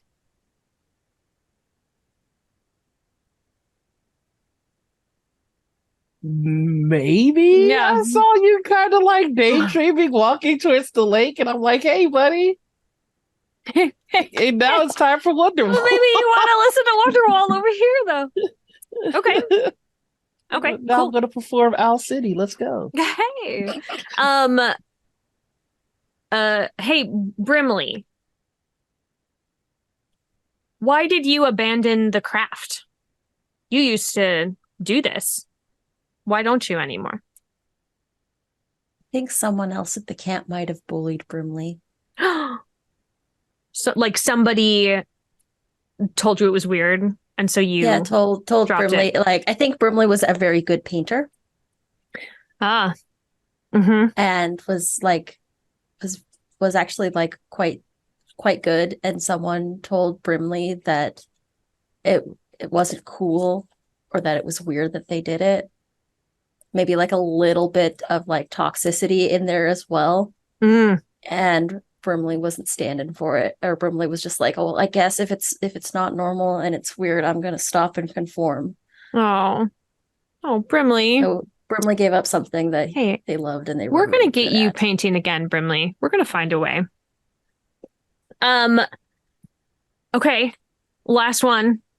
Um, you don't have a name yet, right, Damon? You have a Correct. sturdy? Is it? No, you weren't sturdy. A name with power behind name with it. power. Why do I keep falling in love with you?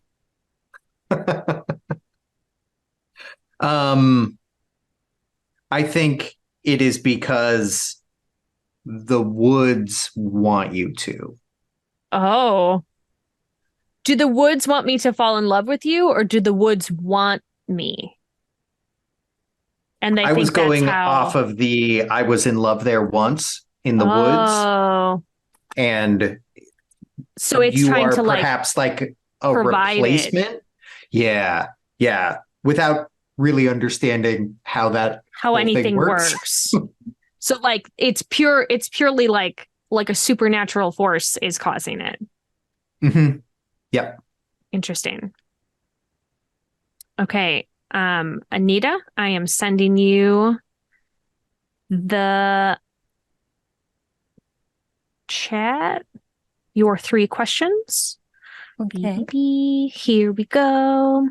I love the musical interludes. This is just how my brain works. Okay, so each of those questions, one to each of us. Ooh, okay.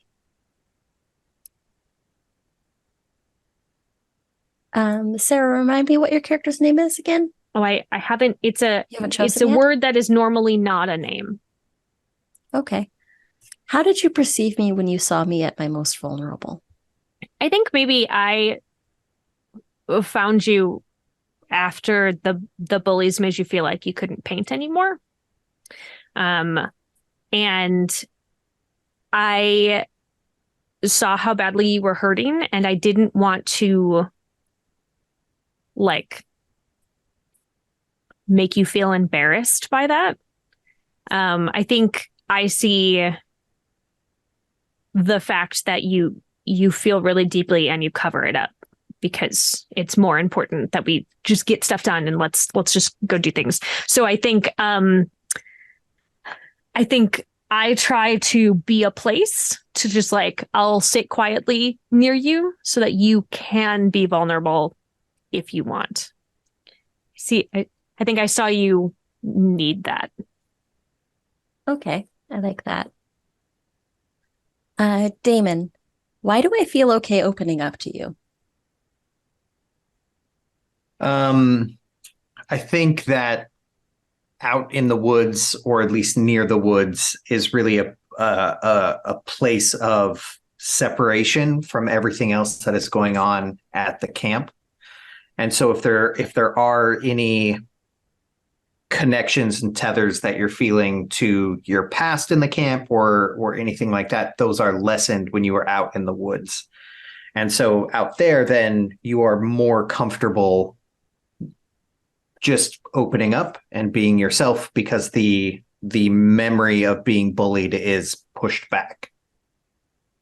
Do you think I also like to connect as well, like through the rope course as like an athlete as well? Oh, yeah, for sure. Awesome. I love the idea that you have made this rope course and like you don't want anyone to use it. It doesn't have an exit. It's just intentionally made it really bad to use.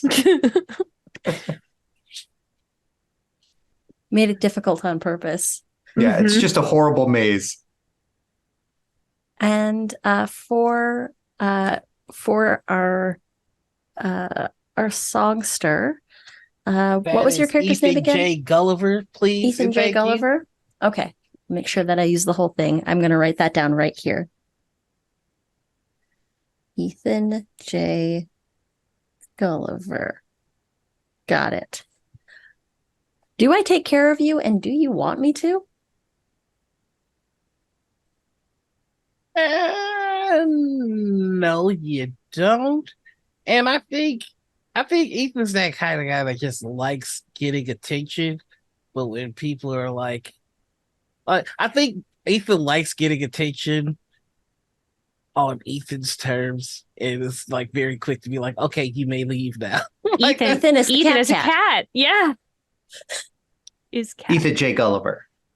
Ethan J. Gulliver Ethan J. is a cat. I was just sitting here watching them, just saying the one part of the name. I mean, you said just the one part of the name, and so we were when Ethan mirroring. refers to himself. Oh no, does Ethan J. Gulliver talk about himself in the third person? Yes, Ethan does. Oh no.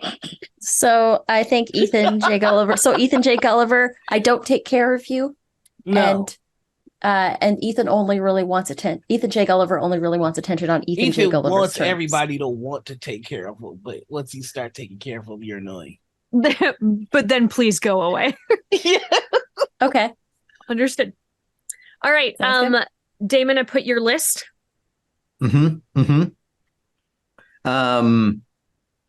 So Sarah, I'm going to start with you. Let me know if this is too control-y, I guess, of your character in particular. But I was going to give you the "Why did I stop loving you?" question. Oh yeah, sure. I think I left the woods. I think that I kept trying to get you to leave the woods with me. And you were like, but the woods. And I was like, we can be outside the woods. And I think that the woods were too strong. So I think this maybe ties into the woods sees you as one of its own and is like, hey, we fucked up. I'm sorry. Bring her. We'll get him back. We'll get him back. Yeah. But I think I also think she probably would come back, but you are probably pretty stubborn about it. All right.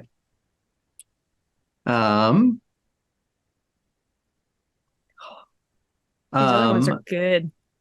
Yeah, they are good. They could both go for everyone here. So,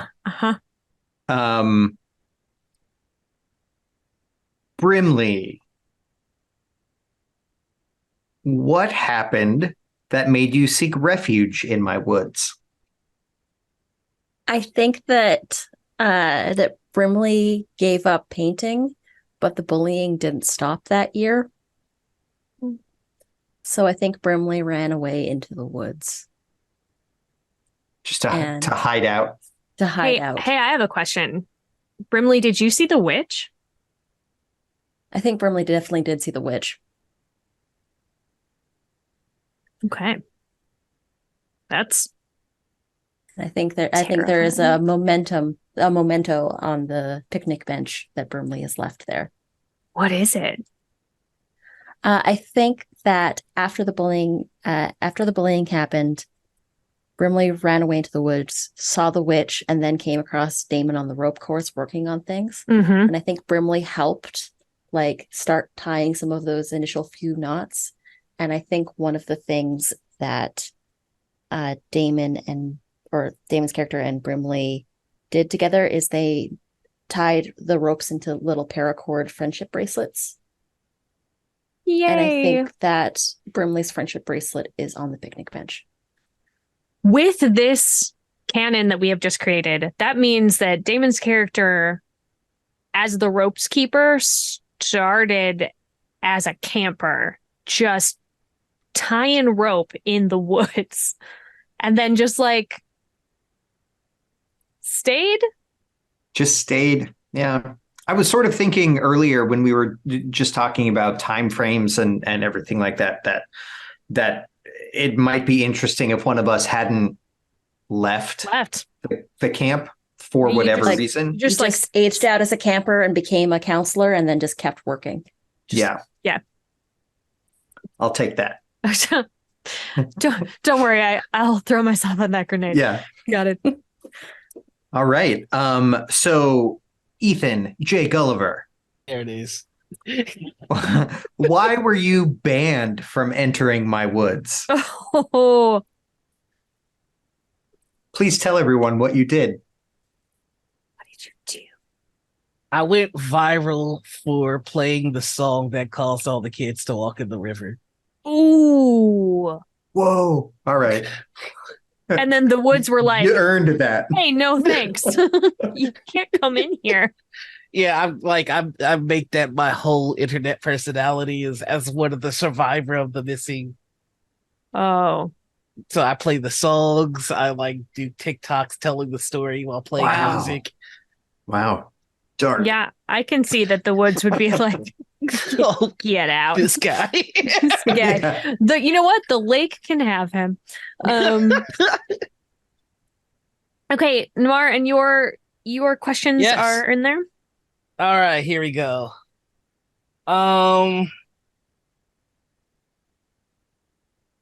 Let's go with you. Let's go with you, Anita. Brimley. Brimley. What song best represents our relationship? Oh.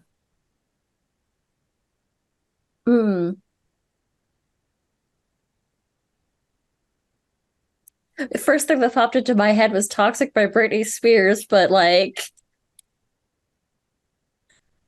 mean, if it works, if the shoe fits, So I think the idea that you only want me to take care of you on your terms. Yes. Keeps pushing away, but not really. Mm-hmm. And Brimley's well, I guess I want to help, but if you don't want me to help, I won't help. All right. Ooh, I spelled that wrong. Anyway, I'm gonna say, Sarah, why did we grow apart all those years ago? Oh, well, because you started capitalizing on the tragedy of half of the camp walking into the lake, immediately, the next day. I told you a bunch of things that I was very vulnerable about it, and I was very scared that I had almost been one of them. And I think you used that story. Oh, that's terrible. Yeah, that was one of the first things that you shared. You were I rescued someone from the lake. The lake was going to take her, and I am the hero here. And that's why I love music so much, because it saves lives, everybody. Don't forget to push that bell. Like and subscribe. All right, that's wow. And David, What have you said to me but never said to anyone else? Oh, Jeez. That's a hard one. anything. Damon doesn't talk. I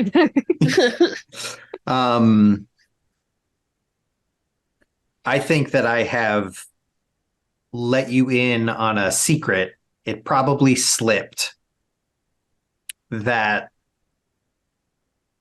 I have a theory as to the witch's origins. Hmm. And then it slipped, and it was very much a shouldn't have said that kind of moment.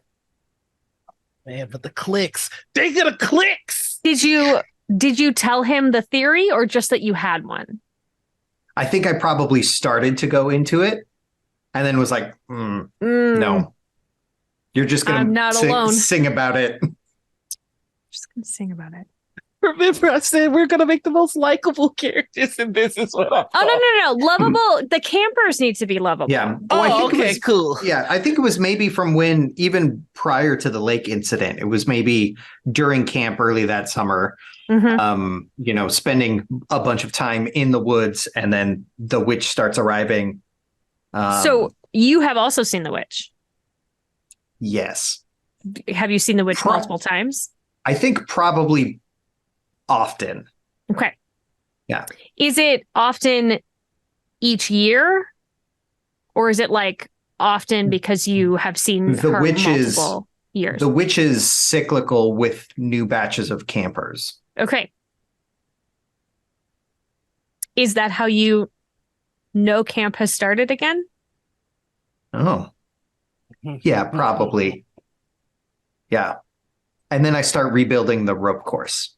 Time to rebuild. But it's probably never ready for any campers. No. Is the rope course actually a witch trap? Listen, I'm not gonna, shouldn't have said anything. Do the woods like the witch? I don't think so. I feel like the witch is an interloper. Mm-hmm. Okay. Good. So we've created all of our folk. We have created our camp. We do prior to the next one, or if you happen to know now, you can choose your pronouns, which can be, there's a huge list of them in there. It's literally any pronoun that you can imagine, a combination of any of them, like whatever the speaker feels comfortable with, whatever the speaker is using for their own pronouns. Like you can get however comfortable you want with it and just see what makes sense to you. And because it's a lot, maybe we can start next time. I'll be sending you everybody's character sheet and everything after this, so you'll have the list and you can go through it and then you can check it. We can fill it in next time. So I do want to just have a quick discussion about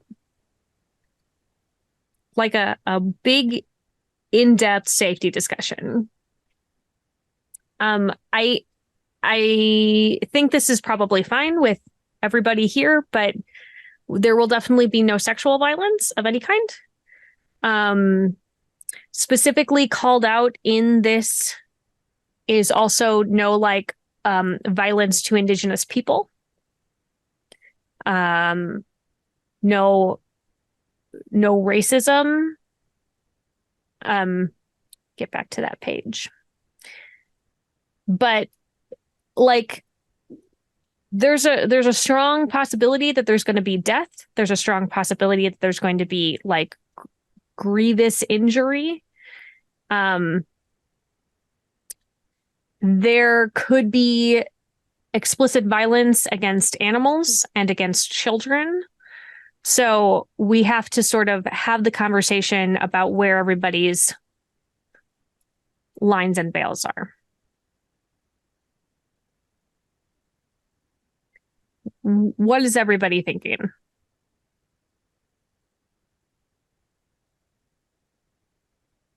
feel like for me personally, I am gonna be okay with a lot of things that help set tone.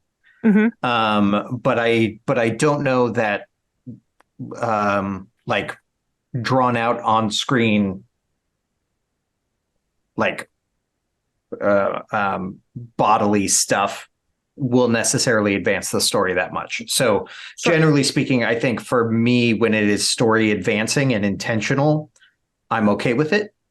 But egregious, just no purpose behind it, then I'm not that into it. Yeah. Honestly, I just, instead of like grisly deaths, I'm much more interested in people just vanishing. That's kind of why I liked it with the water. I mean, you can think grim thoughts, but the fact that nobody knows what happened, Yeah. I think that's spookier. And also, I don't want to think about, kids at camp dying. So I'd much rather just think about Yeah, them I mean, being we can whisked off also somewhere. say that like confirmed child death is not happening in this game. Yeah, I'd much rather them being lost. Lost or just gone somehow. Yes. How do we feel about violence in like a physical way done against children and animals? Described or not, I'm okay with superficial. I don't want to imagine anything that's gonna, like, if a kid falls and scrapes his knee, or like, there's like like anything that could be described as a boo-boo. Yeah. I'm okay with that kind of stuff. Okay. So like they injuries can be done to them, but like they couldn't be like like if two kids potentially get into a scuffle, fatal. If two kids get into like a scuffle, but like as adults, we would never harm. Like there's not. That's Okay. That'll be a firm line. Okay. Also, like, can the lindworm? Are we okay with the lindworm taking over a child? Oh, I'm personally okay with like possession. I'm okay with that. Yeah. Okay. That would mean potentially that we could have the inhabited child doing a lot of violence to the other children. Or if it inhabits a child, is the line then that it would have to only attack the adults at the camp? I'm okay with it fending off the other kids, but I think we should be the primary target of its attacks. Great. So like if a kid is in the room, they can do like the Buffy, like just waving a hand to somebody. It out of the way. Yeah. Okay. I think we've drawn some pretty good boundaries around what sort of things with children. How do we feel about animals? We're out in the woods. There's bound to be animals around. I'd say firm line on domestic animals, like domesticated animals. Okay. Wild animals, I don't mind if we come across like a dead deer or something like that. Okay. It's nature. Sure. Circle of life sort of thing.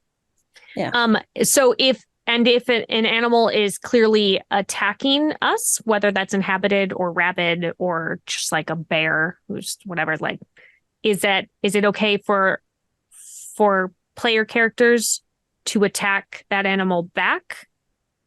Yeah. Or is it purely a defensive? I'm okay with that. I'm okay with that. Inflicting harm, if it is clearly trying to inflict harm on us, is okay. Exactly. Okay. Okay. So the lindworm is real scary, and it flays humans or animals, and it wears their skin, and it comes in and does stuff. Do we want to keep any lindworm stuff off camera? Like any descriptions of what the lindworm does to another being. Correct. We're going to keep that off camera? I'm okay with that being off camera. Off camera? Like, we don't want one of the scenes to be us stumbling upon the lindworm as it is taking a new Yeah, I think that even if you wanted to even if we did like a narration of it, we could be like the lindworm approaches the victim, and then we cut from there to like the camera pans to the sky and there's a scream. Okay, great. While we're in here, is there so we've covered the lindworm, we've covered animals, we've covered children. Is there anything else that we would like to just like normal safety mechanic stuff? I know that I have a couple of players when they come on that are like, please don't describe any teeth stuff. Like, please don't describe any like fingernail violence. Please don't describe any eye trauma. Like, is there anything, because this can get into that kind of stuff, I want to make sure that we know where those lines are. I'm okay with things. I have a line on loss of player agency, like if there's something that like mind control, that sort of stuff. Yep. That's a no-go zone for me, personally. Noir, anything that we haven't covered yet? I'm kind of. I think we're all good. I mean, the kids thing was the one that I was mainly worried about. Yeah, but yeah, I think we're good. Okay, awesome. So we have built our camp. We have built our characters. We have done our big safety discussion. So here's where we move into the section that's normally moments of gratitude. Like, how did you feel? Let's talk about the process here, or about the game itself, or about maybe something that you're excited to see moving forward. Let's see what's going on. Thoughts? I am grateful that the game took the time to care about safety mechanics. Absolutely. Yeah. There's a subsect of the gaming space that's just like, if I see safety tools, I'm not, buying it. We'll go broke. Right. And I think that we need more companies, more developers, more people in the space to go that say, we're willing to lose those dollars in order to make sure that participation in our game doesn't add any unnecessary trauma to anybody, because we're all going through enough as it is. Yeah. So Agreed. That's going to be my gratitude. That's wonderful. Yes. Yeah. Good job, Possum Creek Games. Yeah, for sure. My gratitude is for how everybody is such a good, like, collaborative storyteller. And I think that we've built like a good narrative framework to build off of and make this story that is both creepy and safe. Yeah, love that. Like, because you can play a scary game, but being able to play it safely and like being able to like negotiate these things together as a table is good. And I very much like how everybody sort of added something that was like a little bit different to what we're going to build as a whole. And I'm very excited to see what the setting is going to look like once we actually put our feet in the water of this world. Hopefully not the water of the lake, though. That place maybe seems bad. I feel like this could get very dark. I'm in it. Let's go. Hell yeah. Damon, what are you excited about? I am really excited for how like genuinely spooky it already feels when we haven't done any playing other. It's all been set up this entire time. Mm-hmm. And so far the game has really like fine-tuned spooky right out of the gate. Yeah. Which I really like, really appreciate, really good. I also have to give a particular shout out to Freight Train Gender. It's just so good. Freight Train Gender. I'm taking that home. It's so good. Like that's so good. It makes me want to go through the other characters and read the gender options, because all of them, each time we got to a list, I was like, oh, these are all so good. How can you pick? Like, so good. Yeah. I'm built for hugs, fam. Built for hugs, body built for hugs. And also, like, I think the way that things were described as you're going through, there were no like dimensions, but like all of the body descriptions I saw what that body looked like. And all of the gender descriptions, I knew what that meant. They were so deliberately and like lovingly chosen in a way that you could really picture what you were doing with each of these things. Like it was just put together so smart, and I think it's really cool, and I'm really excited. I mean, maybe less excited because I don't like to be scared, but like it's gonna be fine. Because we have a hell of a plot too. I know, and also like scary and safe, but also like I'll keep all the lights on and I'll watch cartoons. I said it. I'm gonna do it afterwards. It's gonna be great. And if I don't sleep until we're done with this series, that's fine, because then I will see all of you at Gen Con and I will just make us be a cuddle puddle until I feel less scared. Pillow fort. Everybody put a little pillow fort around me and just blanket it up and it'll be great. Yeah, so I'm gonna have us go around the table one more time, and I'm gonna have you tell everybody where we can find you on the internet, what you have coming up, if there's anything that you would like to plug. And I'm gonna start with Damon. That's me. Hello, my name is Damon Van He. My pronouns are he, him. I'm part of Formerly Feral Games. We are the makers of The Crowned, which is a game where you get to play a god, and it's dope. And Sarah does a lot on it as well. Thanks. Yeah, you can, some things, do some stuff.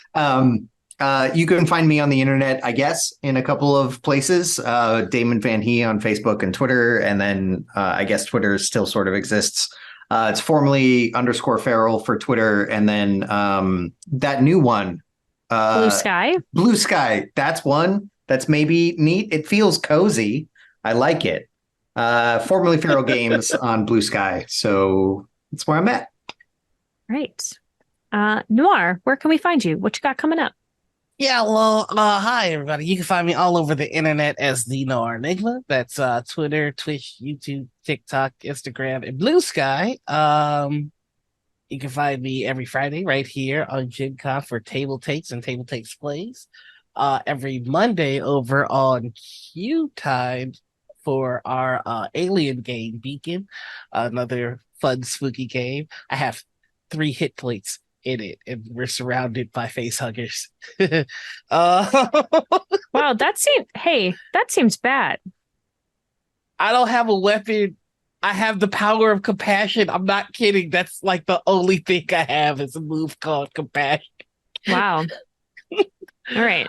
So everybody tune into that to see Noir's character eat it. Compassionately. This doesn't bother me at all. It's totally fine. I'm so happy you're here. I have other things. I can't remember them, so just check out my Blue Sky and my website, thenoirenigma.com. That's it. Noir out. All right, Anita. See y'all later. Where can we... He's gone. Where can we find you? Hello, everybody. I'm Anita, otherwise known as Panita or Critical Misses, and I can be found everywhere. One of those 2 ways. I am now on Blue Sky too, so you can find me there at Panita as well. Usually you'll find me on Fridays over on Gen Con for Table Takes Game Night, which is like the game that happens right before this one. And on Saturdays for Morning Ritual, which is our TTRPG talk show. We've got a guest this week. And our guest this week is Matthew Ekberg, or Captain Krail, who is the GM for the Atomless.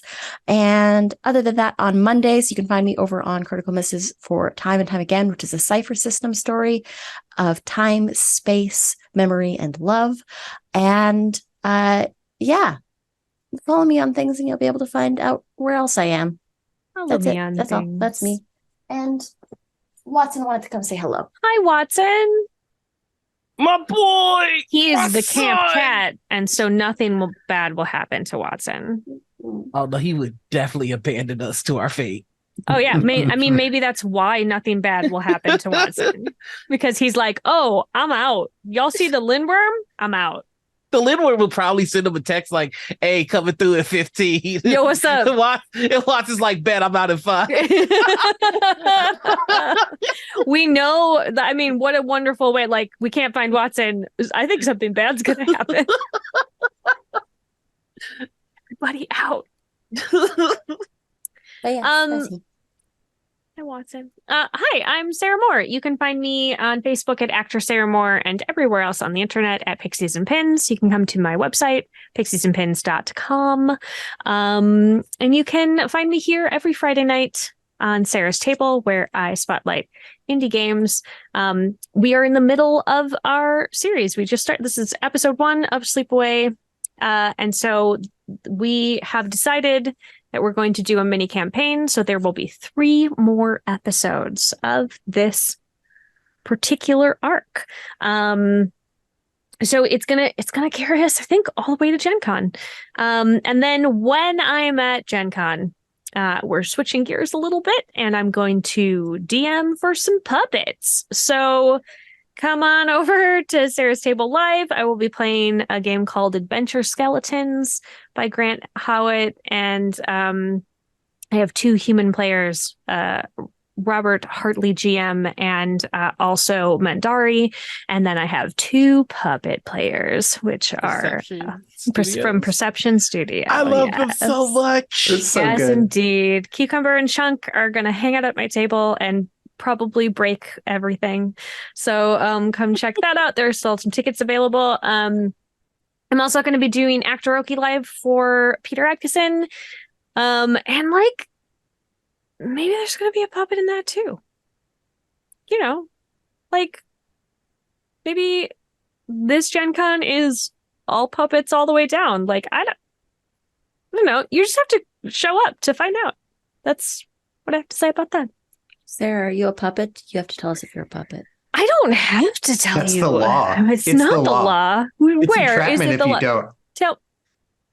I know an undercover puppet when I see one. I'm getting out of here. APAB. Yeah, all right. I mean, that's fair. Listen, some things are going to be private. So I'm not going to tell you. You have to, only if you see me in person do you know for sure. So come check out and see me in person. Bring cake. Bring cake. Bring cake. So far, it's still 0. Fueled by cake. Yeah, so I want to throw out some thank yous. First of all, thank you to the 3 of you for hanging out at my table today and being so great and collaborative. And I am withholding my thank you for pushing me to do a horror game. We're gonna find out later if that's a thing that I appreciated or if I'm traumatized. This could particularly be our last time on the show. This is either thank you so much or like this is your fault. So I don't know which one it's going to be. So we'll find out. And thank you to Jay Dragon and the folk over at Possum Creek Game for making such a beautiful storytelling game. Thank you to Gen Con and Peter Adkison for giving me this platform and letting me spotlight like really cool games that don't have a bunch of cash and eyeballs on them. Thank you to Marcus Mays for being our tech at Gen Con TV, keeping us running smoothly. Thank you to my partner, Jeff, for being my editor and my personal tech support because I am bad at technology. Pew, pew, pew. There you go. Nora, I'm giving you a lot of stuff to edit around. I just need you to like. There's been a lot of weird hand gestures. There are a lot of these. We've got a whole finger gun segment, finger guns and dances, things. You're welcome. And thank you all for watching at home. This has been a treat. Please make sure that when we are done here, you maybe go pull up a chair at your personal campfire and make yourself some s'mores. Get yourself something toasty to drink. Some sort of hot spiced drink of some kind. Yeah, I can't. If I forgot to thank you, I'm so sorry. But like, I feel gratitude for you in my heart. So, yeah, And as always, keep making art and keep being art. We'll see you next time.